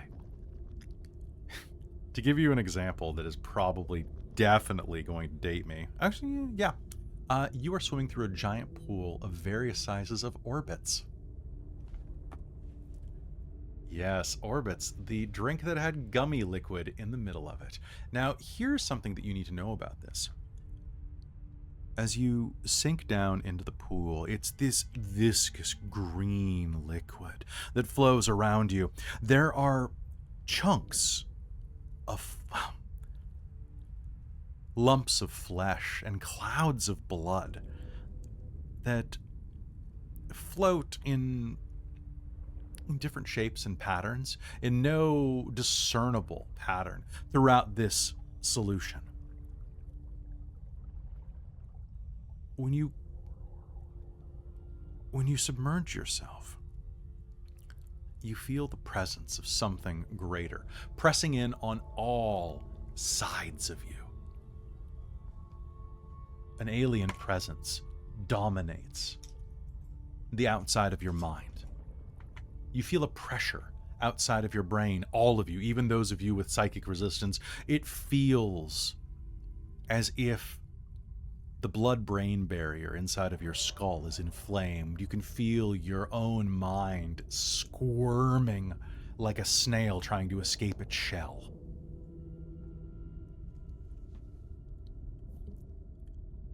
As you descend, these lumps of flesh move past you. Now, some are small, the size of goldfish.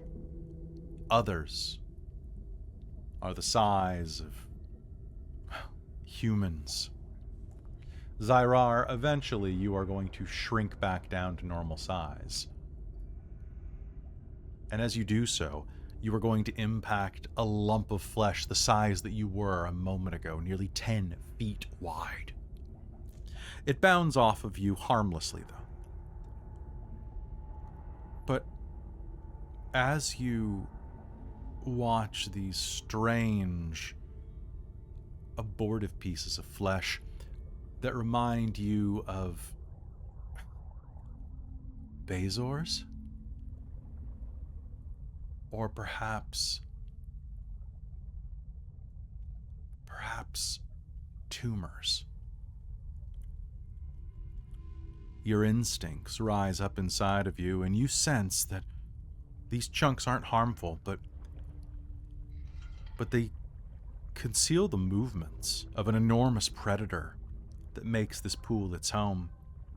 You can neither hear nor see this predator, and you don't know its shape or its nature, but through the reverberations of this fluid around you on your mind, you can sense an unending hunger.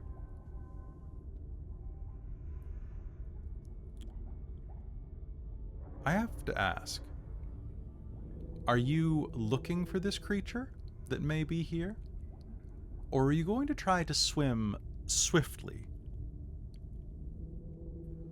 Anthea is collecting a vial of this substance, and then she would be swimming swiftly. Okay. So, everyone who is trying to get down as quickly as possible, you are going to need to do me a favor. I need you to make either an athletics check or a stealth check. You may make the choice.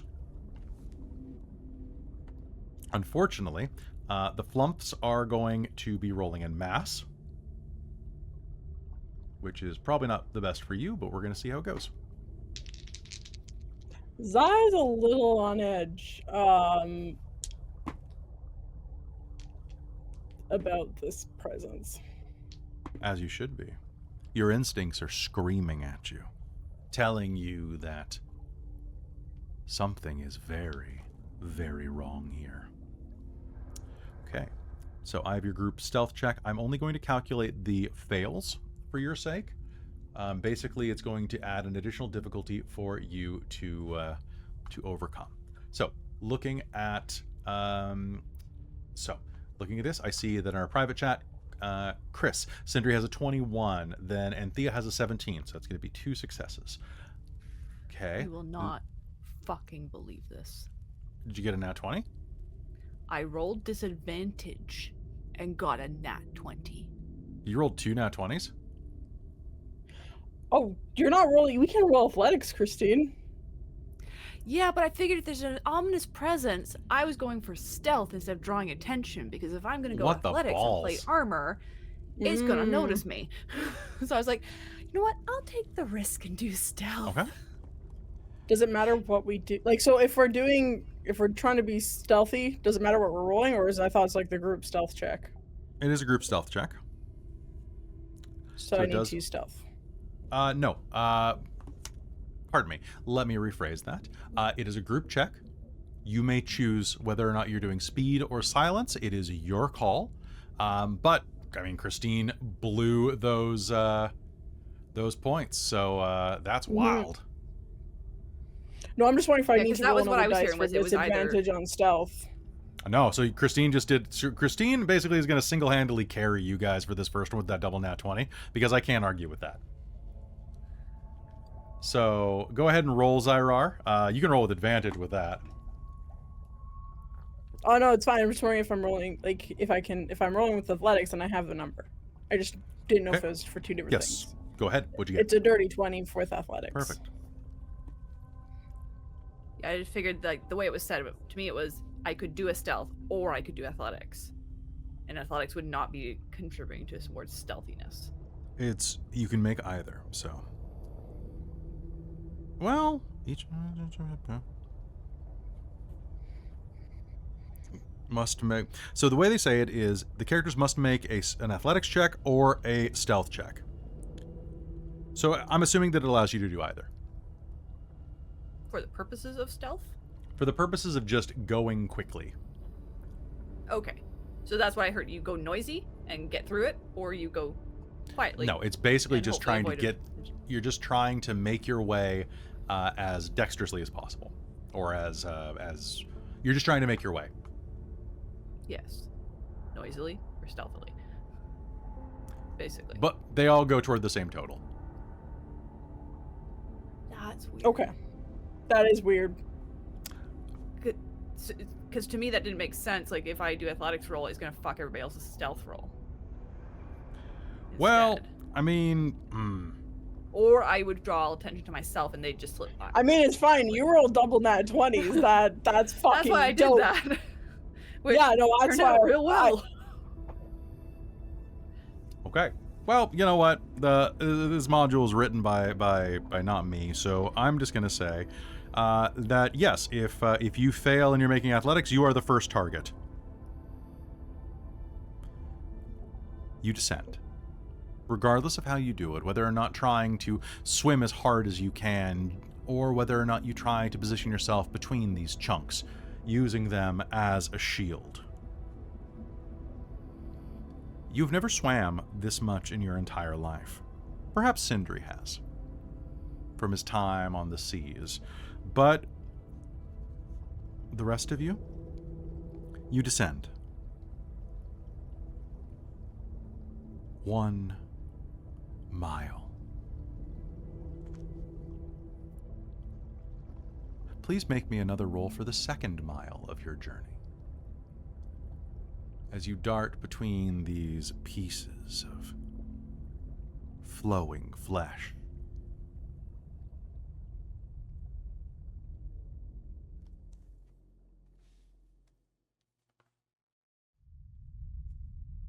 Okay.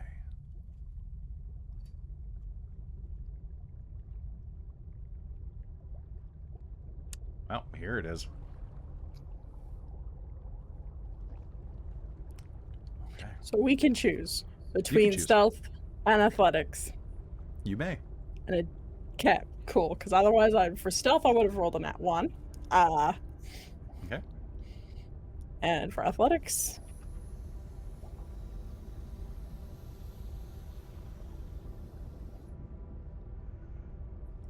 Sindri, follow me. Please add +5 to your total, Sindri. thank you. Oh, perfect. You're welcome. Lyric, you and Ellasandra make your way down. You're swimming as hard as you can. And Lyric, as you do so, you are going to suddenly... You're going to be keeping your eyes open to mind your descent. A cloud of blood is going to sting your eyes. It comes out of nowhere. And you're going to find yourself trying to wipe it clear, even under this viscous liquid, reflexively. Below you, Ellasandra, a large lump of flesh careens into you, smacking the side of you as you swim further down. And as it does... One moment, please.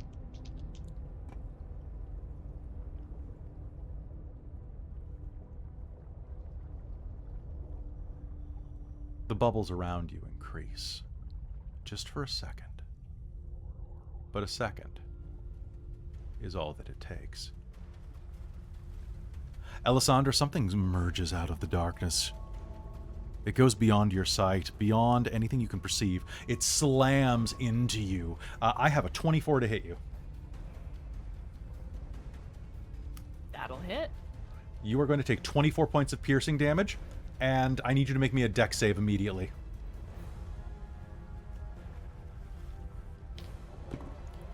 Lyric, I have a 31 to hit you.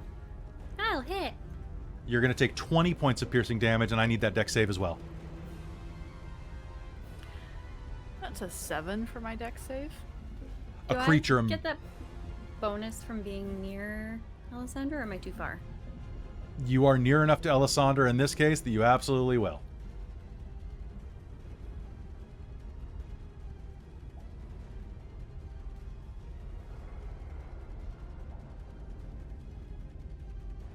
What did you get total?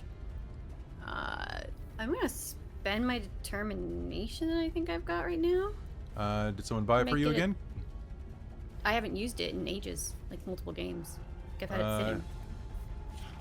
I thought you said you used it on a roll, on your first roll. Today? I don't remember you. Oh, no, that was Caitlan. My bad. Yep. So, okay, what does that bring you up to? it being... Sorry, I need to re-math now because I lost the number that was in my head.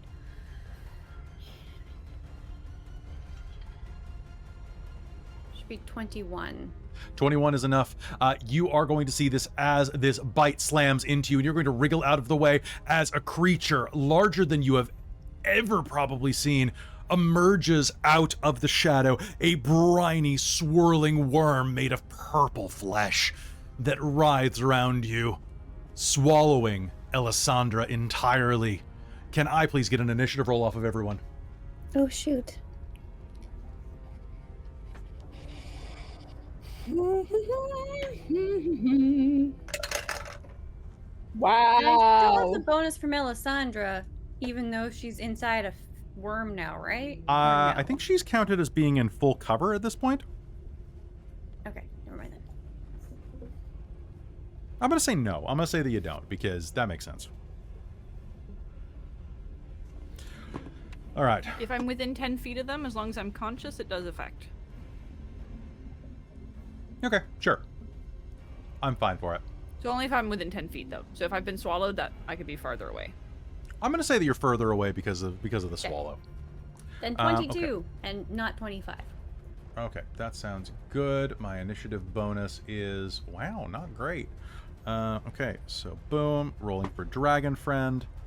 Okay, so Lowry is going to have an initiative of 16. Goza is going to have an initiative of 5. And the Flumps are coming in clutch with a 17, which I'm going to say is a 16 because it doesn't mess up my initiative charts.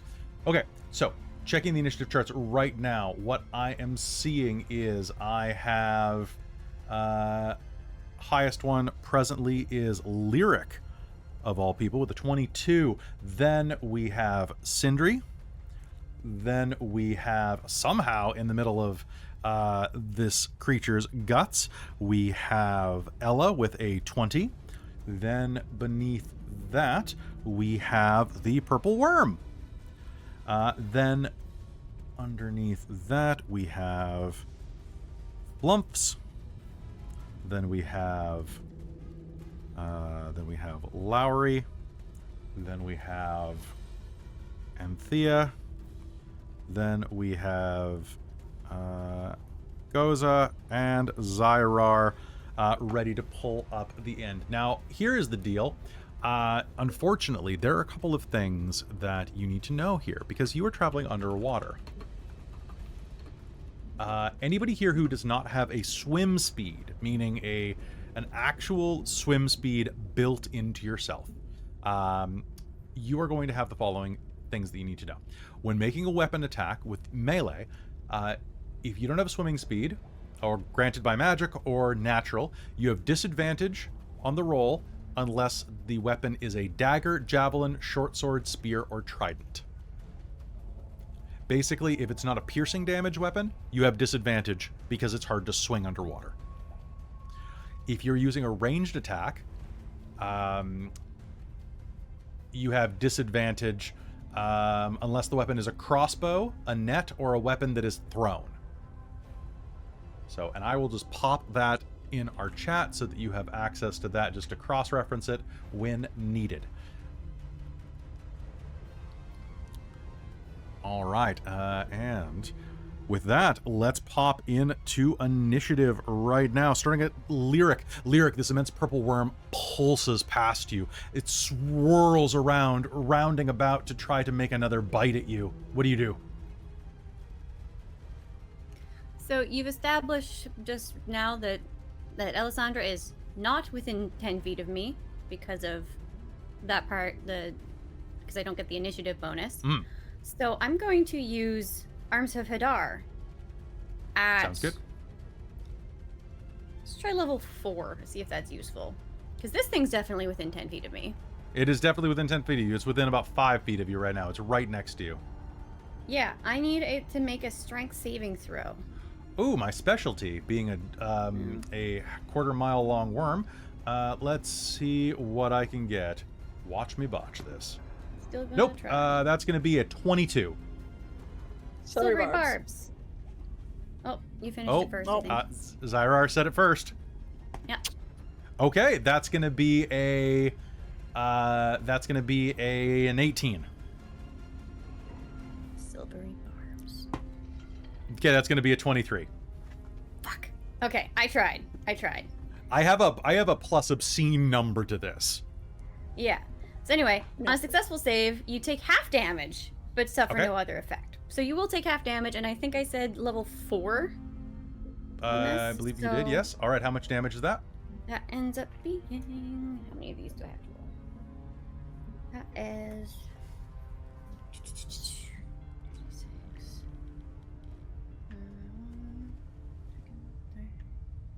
Okay.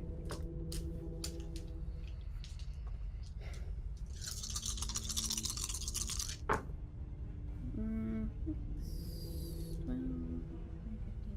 17 necrotic damage. Okay, is that half of that though? Okay, so that's going to be 8 points of necrotic damage. All right, so 8 points of necrotic damage as Arms of Hadar start to rip out into this creature, and this immense thing is going to swirl around for a second attack. You have never seen such bullshit before, Lyric. Anything else on your turn? I would love to... I'm double checking the rules for Bardic Inspiration for who can hear me. Okay, yep, Bardic to Ellasandra, who is currently inside the worm. Unfortunately, due to the physics of liquid, she's not going to be able to hear you. Oh shit. Okay. She has you're in water, and she has total cover inside of a worm the size of a subway train. Okay, well, I figure we probably would have noticed that when we were... I'm going to say that you can swimming. redirect it if you choose. Yeah. So I will give that to Zai'rar. Okay, to Zai'rar instead. Perfect. All right, next in the initiative, we have Sindri. Oh god, I know what you're going to do. Hello, Kelly. It's Sindri, time. did you see my note about taking advantage for my silver? I did, yes. Good. Da, da, da, da, da, da, da, da, da. I'm half elf swim speed. Da, da, da, da, da, da, da. Thank you. It's time for me to try some bullshit. 5, 10, Let's go. 5. I'm spending a hurt the more to roll this with advantage because it makes sense. Well, yeah, you probably have a decent con save. I probably do have a decent con save. What is my con save? Yeah, pretty damn good. Oh god, yeah. You know what? Yeah, that's pretty. We should have waited for the silvery barbs for this. I mean, I'm gonna make one attempt at it this turn. I'm not gonna blow all my key points to try this, but first attack, I'm gonna make a stunning strike, attacking with advantage because of silvery barbs. Okay. And I have a swim speed, so it's not half at disadvantage. Perfect. We love it. Yep. Does a 21 hit the giant worm? Oh yeah, giant worm. Actually, you know what? It is actually is kind of hard to hit, but that does hit. All right. Can I? So I know unless you have a swim speed, it's melee, only certain melee weapons. If you have a swim speed, it's all fair game. Okay, so some real bullshit. So I'm gonna attack with a quarterstaff because it's really funny. Yeah, because you're using it like a pool cue. Yeah. How do I not have any of my d8s in here?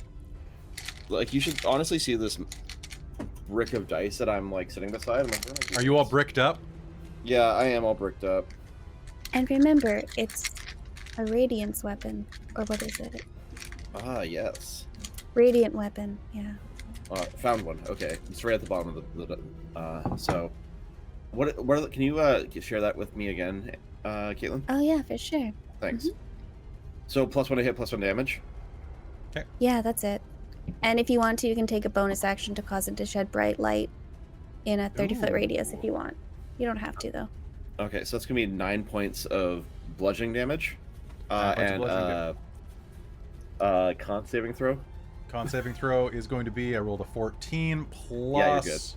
Yeah, you're good. Only a 25. Okay, so that's giving me an idea. I'm not going to keep trying that. My DC is not that good. I mean, eventually I'm going to roll bad. Yeah. What the fuck? I make my next attack isn't at advantages. It's not flat, so that is a 24 to hit. That's a hit. And that's 10 points of bludgeoning damage. Nice. And I will spend another key point because let's go for it. All right, I will spend another hurt them more because this is bullshit. Sorry, there's one more part of it, Sindri. There you go. Yes, excellent. Perfect. Yeah. Oh boy. So that's a 20. But I really scared myself because both dice were under 10. And I was just like, oh balls, is this how it ends? Is this how it ends with monk bullshit? And then I'm actually going to use my my bonus action to give myself the dodge action. Actually, wait. Yeah. I know it has a huge attack bonus, but I'd rather not eat 40 points of fucking damage or whatever. Are you sure? You seemed hungry. I don't want to get eaten today. First time you've ever said that. No. Oh. Phrasing. No, I was talking about dick, but okay. So about my birthday trip. About your birthday trip, yeah. All right, happy birthday, by the way. Down beneath you, that's the phrasing part. Inside of the worm, wait. It's Ellasandra. So you are inside, you are blinded and restrained. So restrained, your speed is 0. Attack rolls against you have advantage, and, well, I mean, nothing's gonna bite you unless... God, if I ever ran a purple worm in a homebrew game again, I would have it swallow things that attacked you while you were in it, like parasites. Like, that would be great. So, question. Since I'm in the worm... Oh god, we're doing this again. I'm not swimming. Does that mean I can use my regular weapon? But I guess and not like get disadvantage? No, because you have disadvantage on attacks because you're restrained. Okay. And you have disadvantage on dex saves. I thought you were going to do the bullshit that you did in Shards the other night when a dragon ate you, and you decided that meant you had automatic touch attacks. Paladins do not have anything that does fucking damage without a fucking weapon. Fair. You must do everything with a weapon attack. All right, well, do something with a weapon attack. No touch attacks or anything like that. You only have Moonbeam. It's the only thing I can do damage with, but I need to see shit. It'd be hilarious if you cast Moonbeam on the worm and it turned back into a changeling or something. I have no spell attacks. All right. Whatsoever. It's a wereworm. It does not exist. It's a bookworm. All right. At least not with this type of paladin. Perfect. Okay, but my main question is that because I'm already restrained, the whole piercing slashing damage does not matter. Doesn't even matter. You already have disadvantage, so you might as well have fun. Cool. I'm gonna attack. Cool. I don't need to see shit to just swing around me. I'm assuming that basically what you're doing is like grabbing your sword, like hand and halving it like down the blade, and just like trying to stab like it's a spear at this point. Well, I mean, I also have a javelin, so I could just stab. Oh, you do have the lightning javelin. you need to see and throw it to get the lightning part of it. But it's still a magic stabby. Okay, fair. All right, give it to me. Piercing. So I was like, I at least have piercing. Once you get out, yeah, this is good. All right, give it to me. Yeah, I'm working on it. That's fine. That is going to be a 14. Okay, 14 is not going to do it. Oh, that's also not going to do it then. What's your bonus with determination? Is it +3 at this level? Yeah. Can we add determination to attack rolls? It's Absolutely. a 4. It's +4, actually. Yeah. Okay. Do you want to? I already used my determination. I have Did it you. get rebought? Someone rebought you one. Yeah.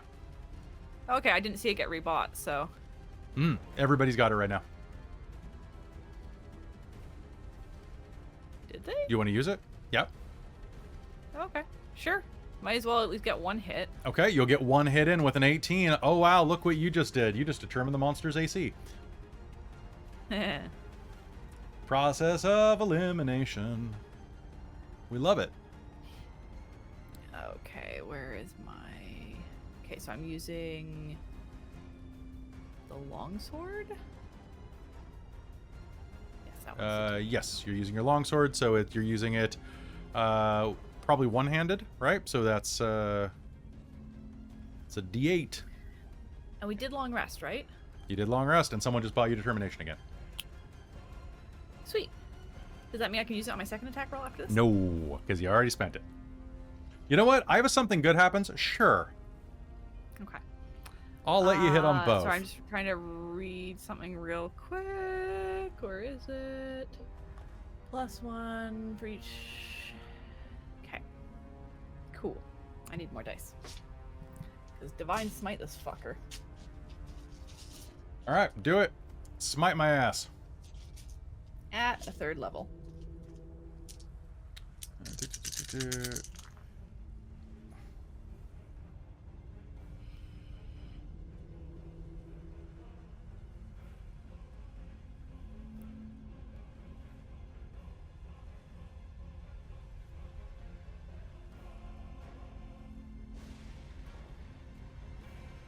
Also, 35 points. 35. Of course, it'd be 35 points. All right, 35 points. Is that from both hits? Nope, that's from one hit. I haven't rolled the second hit. I still All have right. to roll disadvantage on it. I thought you rolled 14 on both. Oh, okay. Oh, okay. That was before you started telling me I could use disadvantage or whatever it was. So Determination? I kind of trapped No, it. that one still applies, which means that you rolled an 18 on both Okay. because you spent 2 points of determination. So go ahead and No, I said roll I damage. rolled worse. I hadn't rolled another. Oh. So Then I would like I think to it was know. only 1 point worse, which means I don't hit them. I'll say that you did not roll you did not spend that determination since I point blank said what its AC was. So. Okay. All right. So that is going to be your turn, and I need to do one thing real quick. Boop boop boop. Oh, cool. It is going. There's an explosion of energy inside of it. As you stab with the radiant light, a little bit of blood is going to spew out into the briny pool, and you are going to feel its innards constrict around you as it considers whether or not it's going to regurgitate you this turn. However, this purple worm had some Pepto earlier, and does not fail its con save. You have cleaved into the worm, done a significant amount of damage, but it is still holding on. So, now it is the purple worm's turn. Purple worm o'clock. Okay, at the start of the purple worm's turn, you are going to take 29 points of acid damage. And it is purple worm o'clock. The purple worm is going to attempt a bite on Sindri, you with disadvantage. I think that saved your ass, Sindri. What is your AC 17? My AC is 18. By 1 freaking point. It is going to surge past you, trying to bite you. Then it is going to wrap around and is going to attempt to bite Lyric, since they are right there. Lyric, is that an 18? My AC's like a 15. Yeah, my AC's All right, 15. Lyric. You are the luckiest damn tiefling in the world, though. I rolled double 1s on my damage and a 2. So that is going to be 13 points of piercing damage only. And I need you to make me a save. Dex, please.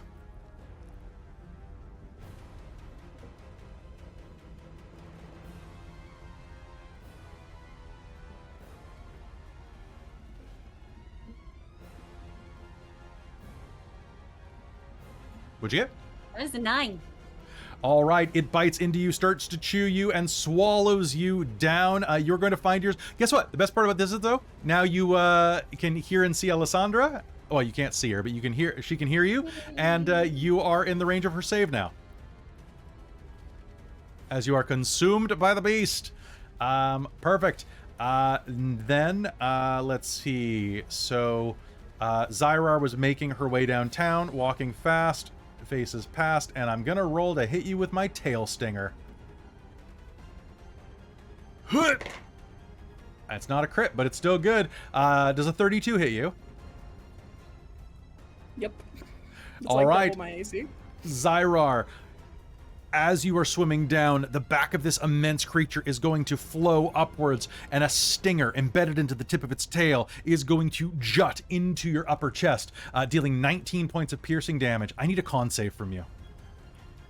Is this regular piercing damage? This is regular piercing damage. Cool. So I guess I subtract that by 3. Okay. So that's 16 instead. Hold on, I need to do math before I make you the concept, otherwise I forget how much damage. 16, 88. Oh, I don't like that. Is that right? Yeah, that's right. Woofsies. All right, con save, you say? Con save.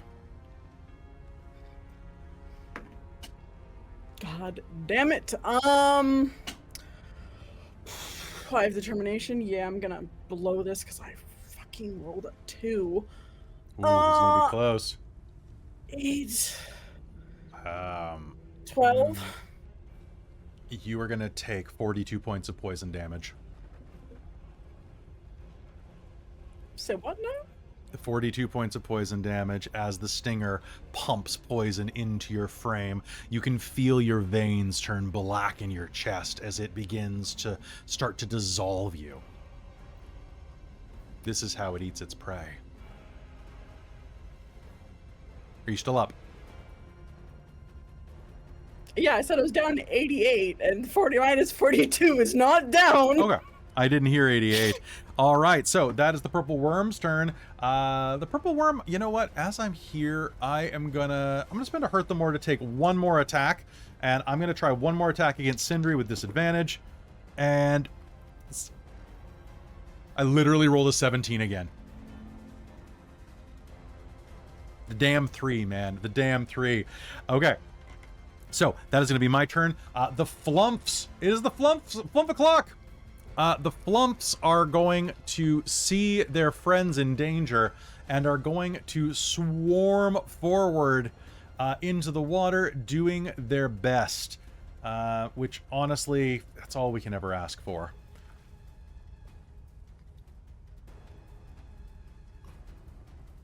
Wait. Flumps, are you...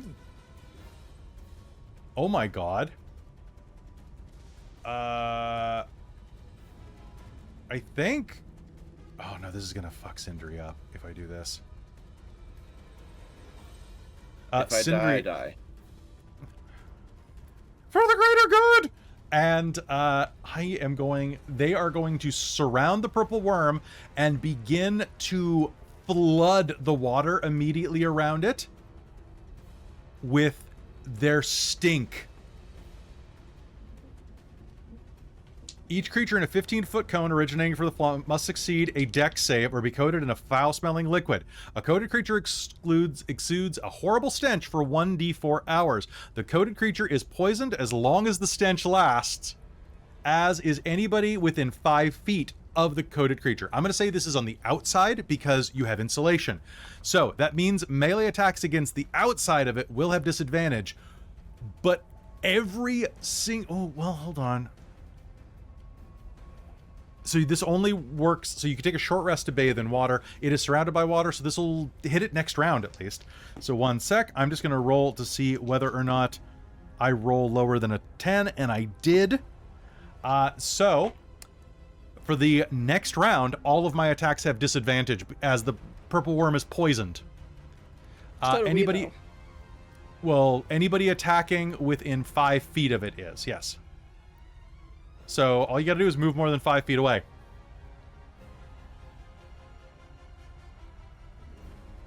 All right. Next up in the list is Lowry. Lowry is going to take a look at this bullshit and is going to... Oh, we need some mulch. Is that at range or is that touch? Is going to cast haste on Sindri. And you are going to hear a voice inside of your... Oh, you're not, because you have telepathic binding. So that is what he is going to do, is cast that spell. And that is his turn. Anthea, you're up. Wowee. Okie dokie. I'm going to try to use Melf's acid arrow at it. All right, Melf's acid arrow. Let's do it. And yeah, and I have to make a ranged spell attack roll, and I have advantage from the slippery barbs. So let's try this out. Oh, nat 20. Yeah, buddy. I got a 20 and I got a 17. That's like my best roll ever. Okay, then. If it does damage afterwards, like at the end of its next turn, does that also get doubled for a crit? Like it's rolling. We're rolling 2d4. Oh shit! I'm sorry. We're rolling 2d4. I got too excited. My phone. I guess, like, yeah. Okay, that sounds fair to me. Okay, I don't know, because it takes 44. Well, if it can take acid damage. You know what? What's really dumb is it can. Yeah, absolutely. Oh, okay. Okay, all right. Let me get a dice roller, because I definitely don't have 8d4, especially in front of me right this minute. Yeah. Okay. Sorry, my friends. We love it. It's fine. Whoa. Oh, yeah, there we go. So that's going to be 8d4. Yeah, roll. That's 22 plus 5 for my alchemical 7 is going to be 27 points of acid damage. Holy crap, good hit. Yep. Thanks. Well, that's a crit. So that's fair. And then let's go squish. Squish, all right. Go. Opening the vial, you are going to hear. Hold on, I'm going to roll to see how deep his voice is. Mother, I have this. I think you do, Squish. You got this. Oh, he rolled an 11, but that's plus 9. It's going to be a dirty 20. That's a hit. Give me force damage on the worm from Squish. Let's do it. I do have 1d4. What the hell? I had one. Oh, there it is. It's in the corner. Ka-cha! That is minimum damage, but that is 5 points of force damage. 5 points of force damage is still a hell of a lot of damage. Beautiful. Okay. All right. Anything else on your turn? Any movement or anything? Let's back up over here. Let's just, I don't really want to be in super close range. Okay, so. Yeah. I am going to. Okay, so.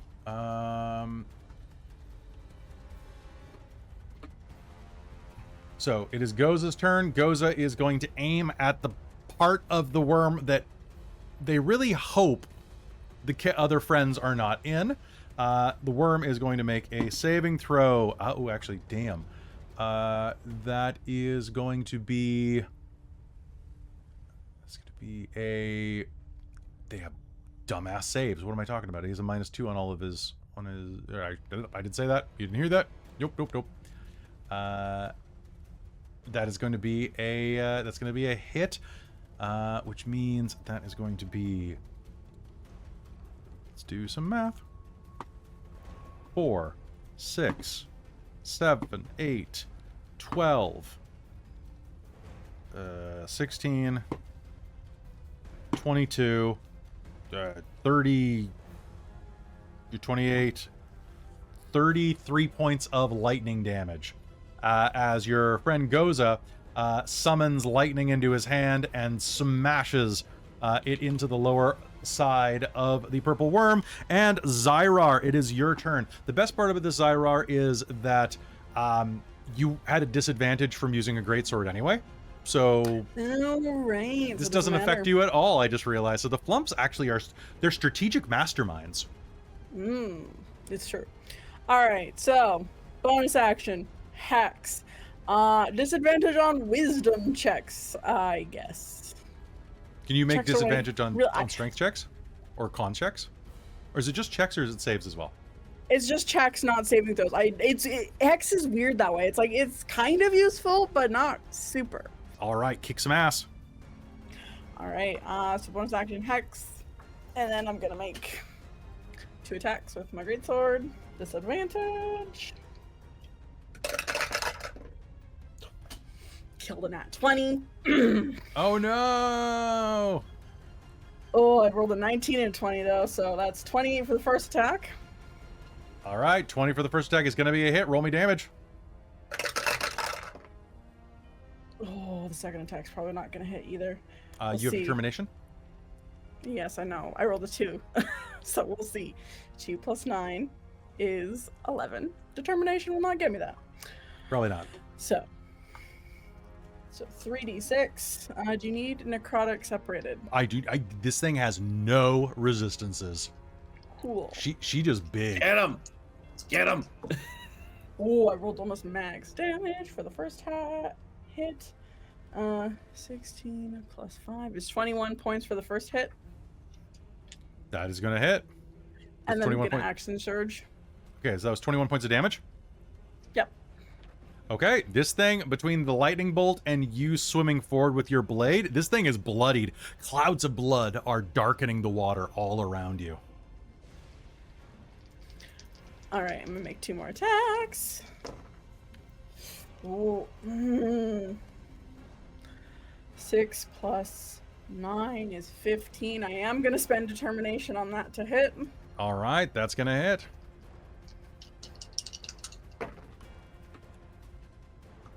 All right, and then it's probably going to be another miss. Because 4 plus 9 is 13. 13. Yeah, even with determination, it'd be 17. Because random just rebought me determination.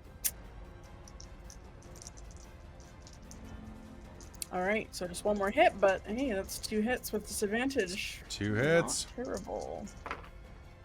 Oh, and I have Great Weapon Master, or Great Weapon Fighting. I also have Great Weapon Master, which I forget because I have too many fucking characters. Oh well. I was just hitting anyway, except for the first. You're just hitting. The 19 I could have done Great Weapon Master, but I forgot because my character sheet is too confusing. But I will reroll this one because I can with Great Weapon Fighting because I have both. And that's a 6. Love that. So that's going to be 16. Oh, another 21 points of magical slashing damage. How much? Okay, so how much? 21? Another 21. Perfect. This thing is very badly damaged. Slashing into it, you deal a couple of empowered blows into it, and it is going to try to swim away. However, it is not its turn. It is Lyric's turn. Lyric, you are inside of the beast right now, restrained, blinded, but still conscious. What do you do? Now, I'm noticing something about the wording of a spell here. Oh no, I hate it when you do that. 90 feet. Each creature in a 10-foot radius sphere centered on a point you choose within range. Doesn't say that you see or that you can hear, like within perception, just says within range. Must succeed a wisdom saving throw when you cast a spell or be affected by it. I would like to cast Confusion. Okay, Ellasandra will have to make this roll as well, but... It's who I choose. Oh, it's who you choose. Okay. And Zai'rar hexed me. Oh, no, that's only checks. That's not saves. Creature. No, it is each creature. in 10-foot range. Conditional Yep. point you choose. In range. And So you actually, guys are she may have to, but she does get her bonus to her. You did wisdom? To Yeah. bed yourself? Your saves? Okay, good. Cool. Yep. All right. Alessandra, are you ready for this? Here we go. 1, 2, 3. What How- save is it? Wisdom. Wisdom. How wise am I? Let's find out. How wise is a purple worm? Are you guys ready to find out? Oh, you know what? Actually, I get a bonus to this. You know what? Suck it. That's a 10. That is a fail. 23. Okay, I'm confused. Then an Ella is fine. So, okay. An affected target can't take reactions and must roll a d10 at the start of each of its turns to determine its behavior for the turn. Okay. When it is my turn, I will let you know what I roll. Okay. And then bonus action, now Ella can hear me. So, Bardic Inspiration. Nice. All right. Perfect. Ella, you are going to have Bardic Inspiration. And Sindri, bitch, you be hasted. It be hasting time.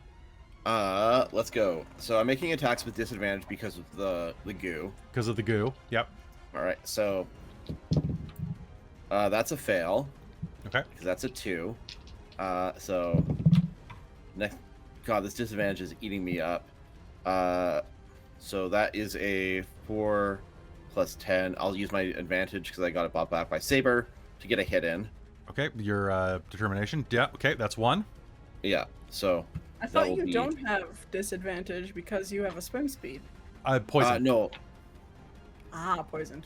Yeah. From the stench in the water. And that's going to be 6. It's going to be 12 points of bludgeoning damage, and if I get it to make a saving throw versus Okay. con. Okay. That what's my DC? Just so I know. DC is 15. Okay, 15. That's gonna be a pass. And then I'm hasted, and hasted gives me An extra attack. Yeah. All right. Switching dice because. And it raises your AC by 2. Yeah. And that's another fail. Okay. But I will use my action to dodge again. Okay, use your action to dodge again. All right, Alessandra, you are inside of this critter. You gonna rinse and repeat? Yee.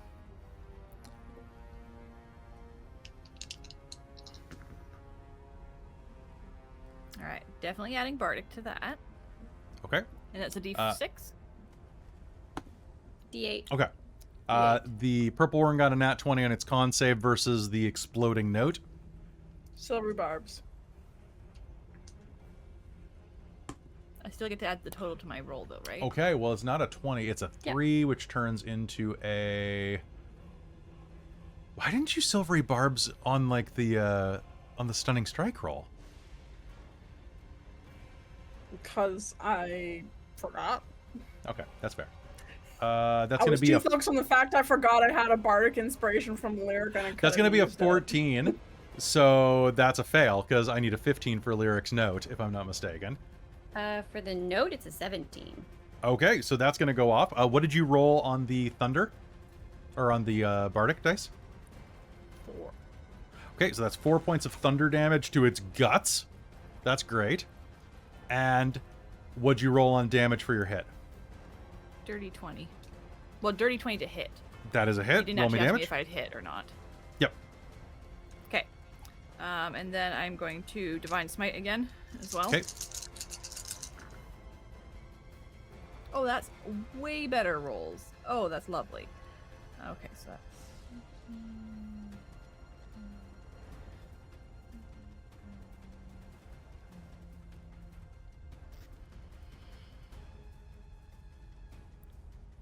$44. 44 points of damage. Damn. I Okay. Divine Smited at a 3rd level. Perfect. All right, ones. Is this the end of your turn? No, I have one more attack to make. Okay, you've got one more attack. Then I have to wait to make my vomit check till the end of the round. Or the end of the turn, I should say. Okay, so So that is 25 to hit. That's gonna hit. Roll me damage. Okay, so it was. Okay. Divine Smite at 2nd level. Okay.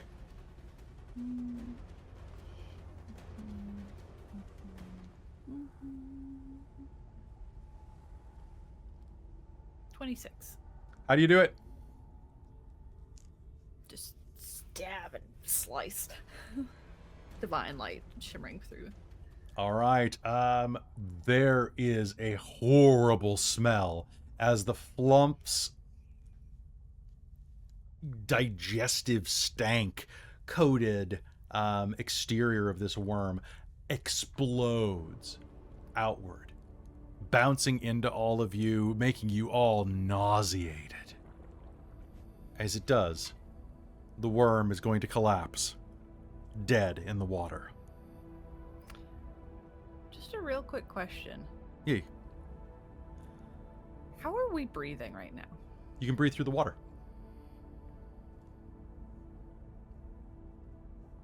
Wait, So I it's can like- water breathe? No, but the water is oxygenated. So you've never watched Evangelion, so you wouldn't know. So this is actually a thing in real life. There are certain types of fluids that actually will allow you to conduct oxygen into your lungs. They are designed for like low pressure, or I guess high pressure underwater stuff. So you basically breathe this fluid that is hyperoxygenated, and your lungs can pull the oxygen out of it. It's wild. I'll show you later. There's a lot of studies with this. There was an entire movie that James Cameron did called The Abyss that's like all about it, and actually has a rat in it that was resuscitated inside this fluid. It's very inhumane, but very interesting. But yes, the water is, you are able to breathe this water, this liquid Okay. specifically. Weird. You might have been dealing with Teddy, but yeah, Kelly Okay. I think you were dealing with Teddy. described. I feel like we should be panicking our asses off through this because nobody's gonna feel good with like liquid in their lungs. No, nobody feels good. Like, I don't feel like this should work, but But it does in real life, and that's what's It is what it messed is. up about this. yes, but I don't feel like we should be able to be thinking and doing shit through it. Fair. But yeah. I think after swimming a mile in it, though, we've probably Yeah, kind we of were in our acclimatized to it. second mile, so Yeah. No, I was just kind of suddenly realizing, wait a minute, how have we done this with like if we're in liquid? No, that's fair. We don't That's have fair. any way to breathe. What the fuck? Mhm. it's like the cartoon where suddenly you're like, it's like the running on air when you like realize you're suddenly not like on ground anymore. It's like, Exactly. I was like, wait, how do I smell anything? I'm not breathing. No, this is even worse because you're not just smelling it; it's being taking directly breathing channeled it. into your mouth and sinuses and lungs at the same time. This is bad news, bears. I hate it. It's Yeah. yeah. It's awful. It's awful. And with that, the creature is dead. What do you all do? Get out of it. yeah, Zai's like like almost death, and she's just gonna try and swim down more to try and get out of this thing. Nice. As you do, you all limp your way out. The Flumps, Lowry, and Gossa following behind as well, as you press further down into the depths. 1 mile. 2. 3. 4. 5 miles. Your lungs are beginning to complain at the pressure, even as you become emotionally acclimatized to it. And at the bottom, after 6 miles of swimming through an impossible depth, you are going to find the bottom of this pool waiting for you. Its bottom is covered with thick hairs that wave like grotesque seaweed. A pinprick of darkness ripples with a silvery sheen like a lightless star in the center of this bottom. Does anybody investigate it? Mm-hmm. Yep. Yeah. Do you touch it? I will allow someone else to touch it first.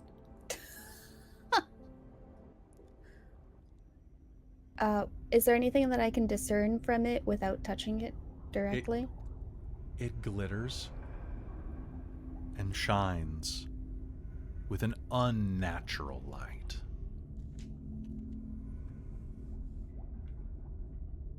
And there's nothing else down here except the... Nothing except for that. It's almost like... It's not almost like it. It is a pinhole. Yeah. In reality. As if reality itself was the screen of a projector. Like in a movie theater. Mm. And someone stabbed a knife through it.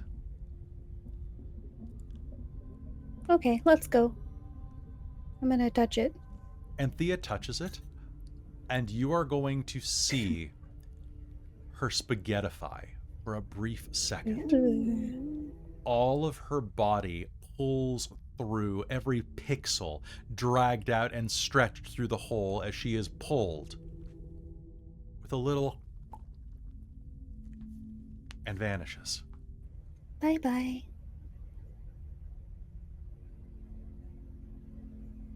One of those Ella will moments. touch it. Ella. She's not letting Anthea go somewhere without at least some backup. You spaghettify as well. Lyric's definitely gonna follow. Lyric, you vanish as well. Zai'rar, Sindri, you're the only ones left. We could just stay here. You know, Sindri will do a lazy swim around the pinhole. There's a tale of an adventure.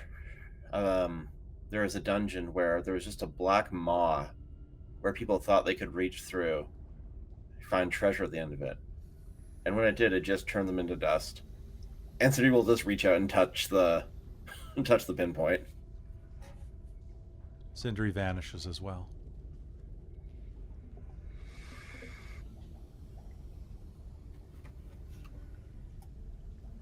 Zai will just go.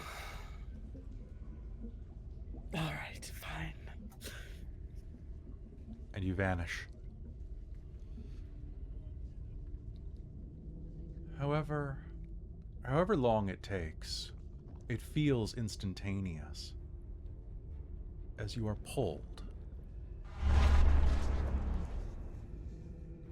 into a strange void. A psychedelic nebula shimmers around everything that you see. Everything around here is confusing. A vast emptiness.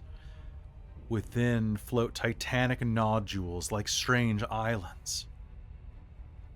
You look around, seeing an endless void that stretches forever.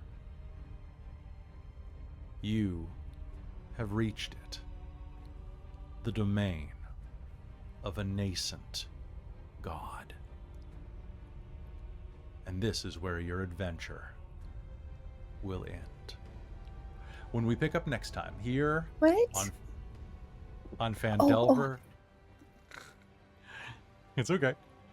And this is where your adventure will end. When we pick up here next time on Phandelver and Below, the Shattered Obelisk.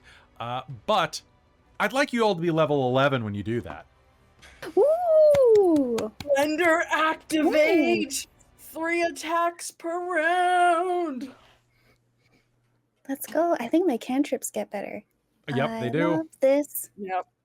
Yeah. I auto do a D8 divine smiting now on every melee attack. Oh my love god. that Lyric, for you. I need to know, what are you taking, bud? Multiclasser. Yeah. Just thinking, because if I go level 3 in Sorcerer, I get more meta magic options. This is true. Which is fun. So I'm gonna need to think about that for a minute. Makes sense. Okay, I'm gonna Yeah. level everybody else up. Go ahead and roll your hit points, folks. And I'm tough. You are. Man, these high level characters, man. These are I they're love rough purple worms to because like remember. you can actually like get scary with them. Oh yeah. I just meant like I'm frustrated about the Bardic Inspiration and Great Weapon Fighter. It happens. Yeah, okay, It Sorcerer happens. 3. Sorcerer 3, perfect. Yeah, bards don't get much at level 9, do they? Like, it No, depends if if I you want wanted to go to for the increase... magical secrets at level 10 though. That's the thing. Yeah, I had considered going that route, but I think I'm going for the Sorcerer for the last couple levels, I think. Nice. All right.